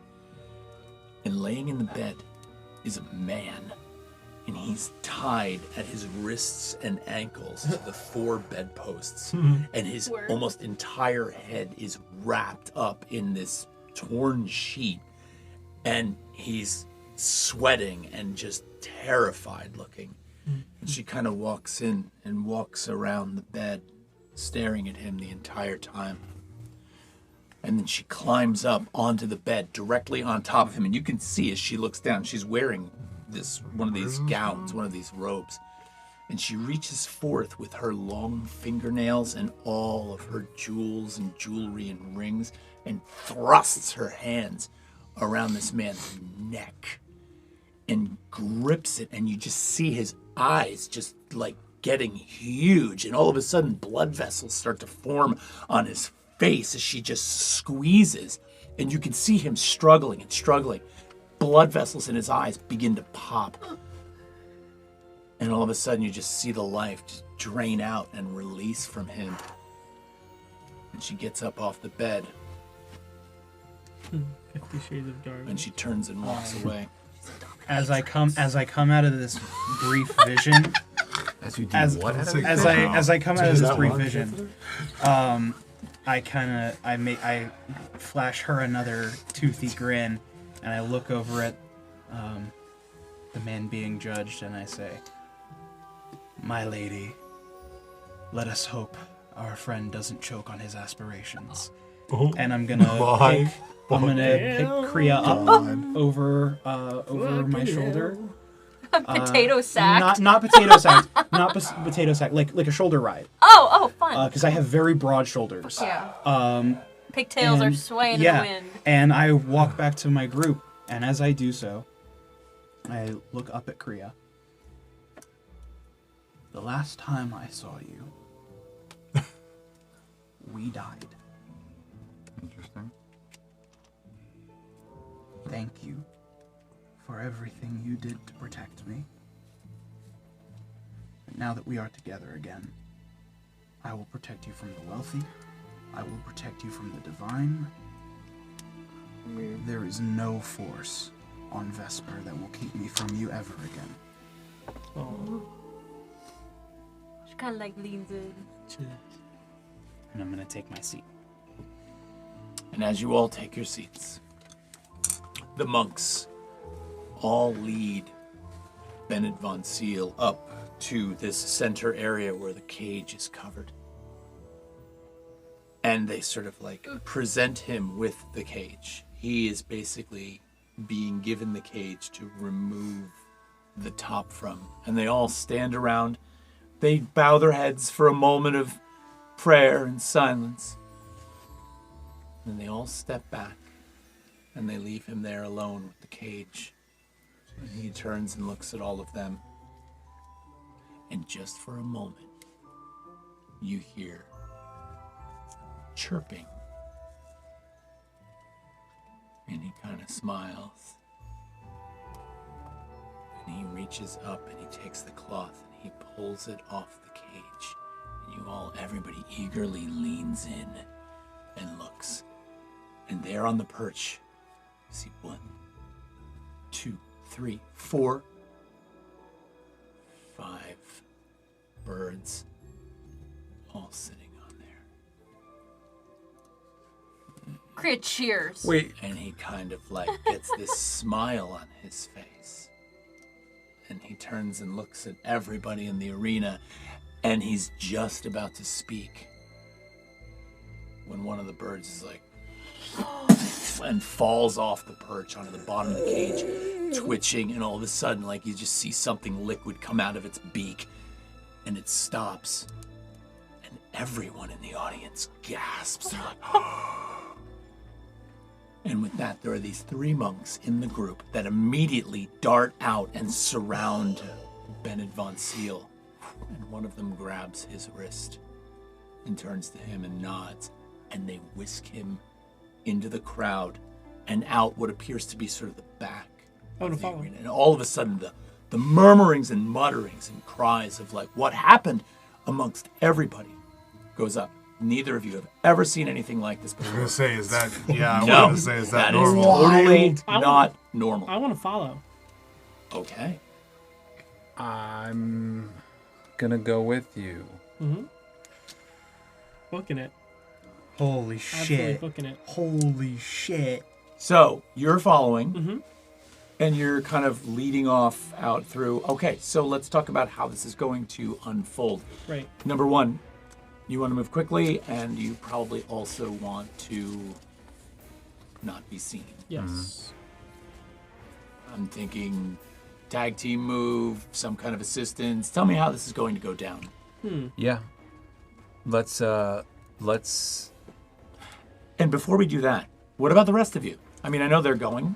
Do you instinctively all want to do this together? You're a group. You've been meeting together for a while. Sorry, go ahead.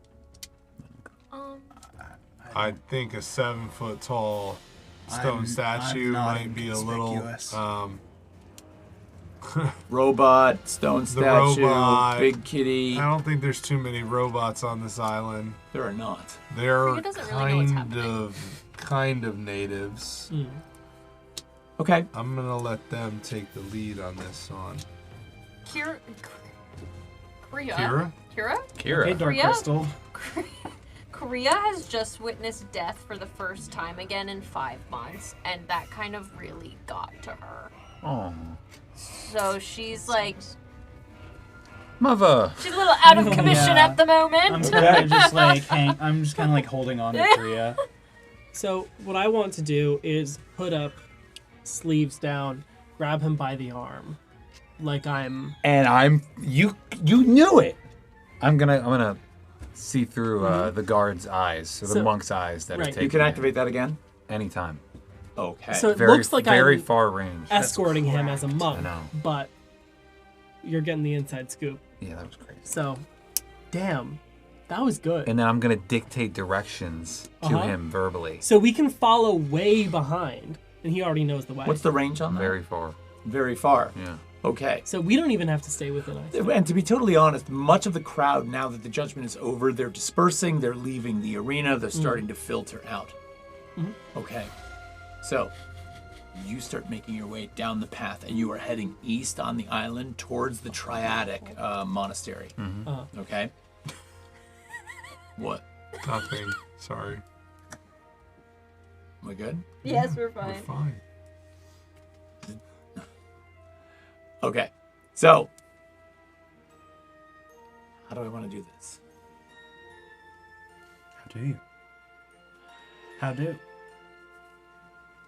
You're following along. You have been all over this island.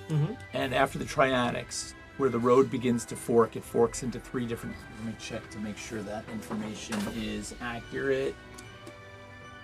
Yeah, it's basically a 2-way fork with a 3rd trail. But the road turns south towards the Divine Checker Monastery. They're taking him there. Okay. You following all the way? Yeah. Okay. Yeah. And like I said, we can stay really far behind. Yeah. Right, So- right.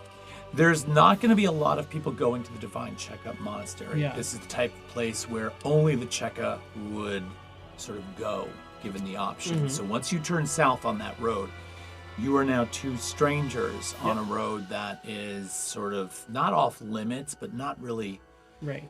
You know where you're going, right? Well, to be real, we only have to get in the range of the building. We don't even have to follow them inside. You just have to see. So As long as I'm within very far range. I don't particularly want to go inside. okay. So I want the info. then the Divine Checker's Monastery sits right on the beach. It is built out onto this rock outcropping that holds it up high. Waves actually crash at its base. Its gate, though, is up on the road. So as you come to the end of this road, you know exactly where they're going. There is no doubt that they're taking him there. However, as you start to turn, now that you have your information, you do see that there is a large group of Chekamuks coming down the road right towards you. So they're going to see you in about 30 seconds. What do you want to do? Hide. I'm gonna pull you off the road. Yeah, we're gonna hide. Yeah. Okay, so off the road on either side, it slopes down and away to essentially what is the beach. I mean, one thing you've learned about the island of Eddington is you can kind of get anywhere just by following the beach because you're always going to wind up at all the familiar areas. So down onto the beach you go. And you're on the southern shoreline. You're just going to hide there and wait? And could we sort of maneuver still while not being seen? Like continue towards the the Divine Cheka Monastery? Well, I think You're- I want to you're wait. there. Yeah. Oh, we're there. Okay, You're there. then we're fine waiting. Yeah, we're fine waiting there. Okay, what are you waiting for? You're still looking. Yeah. Oh, you can see what they're going to on the inside. Yeah. Ah, gotcha. Yeah. My apologies. I thought you were just looking to see where you were going. So the monks bring Bennett von Seal into the monastery, and he doesn't seem to be struggling. You know, you said you were going inside of one of the guards, so you can kind of see. They bring him in. They bring him into a central, what appears to almost be like a sanctuary. They pass all the way to the other end of the sanctuary, and in the back there's a chapel, right? And off that chapel there are like 5 or 6 doors. They open one of the doors, and inside that door it just rotates down a flight of stairs. And they go down this flight of stairs. There are torches on the wall, and they bring him down and down and down, and all of a sudden they open up into a hallway, more torches along the walls. They bring him back. There's a wooden door at the end of the hallway. They open it up, and there's a room that is fairly well lit, and it is filled with gold. Like caches of gold, barrels of it, chests of it, piled up, spilling out. And the 2 monks take Von Seal and throw him into the room, slam the door, throw the hasp, click it shut, and you don't see him again. Wow. And that's where we're going to end tonight. Fucking A. Yeah. That's crazy. That's Damn. it. Wait, Damn. what the heck? I What? said that girl was well Did you guys want to have anything? Listen, No. I ended on them, but what about the rest of you? We can have a moment for the rest of you. I mean, I'm okay with that cliffhanger, but Yeah. holy shit, dude. Yeah, that was Are there crazy. questions or? So I know you said that the crowd was starting to disperse. Because I stayed back at the judgment area. Yeah. I wanted, being in Dexor and, being the researchy kind of nerd, and knowing that scenario has never happened before. Right. I almost, if possible, wanted to approach the mayor and almost kind of question him and be like, what just happened? Duffer. What And Duffer? just see if he'd give me anything. If I could even get to the mayor. You can get to the mayor. And you ask him what just happened. And he turns and he's like, oh, Indexor. Oh, what do you mean, what just happened? We, unfortunately, haven't seen a judgment like that before. But, the gods decide. I was just curious. I've been here for 5 months and participated or joined all the judgments since I've arrived here, and I've never seen anyone necessarily be whisked away like that. I was just It's possible that Von Seal had his own agreement with the order that decided that if he should not pass, that maybe he's taken for consultation. Perhaps he's distraught and looking for some support emotionally from them. I'm certain he's just fine. Oh, shit. okay. Is Catherine Darwich still in the area? She was sort of brought, she stood up with the rest of her entourage, and they sort of began to make their way out. In the same direction as the No, whisked away. as a matter of fact, the other direction. Any involvement with any of the monks and her and her entourage? You mean any conversation or anything like Any that? kind of interaction at all? Not that you could see. She kind of left like everyone else.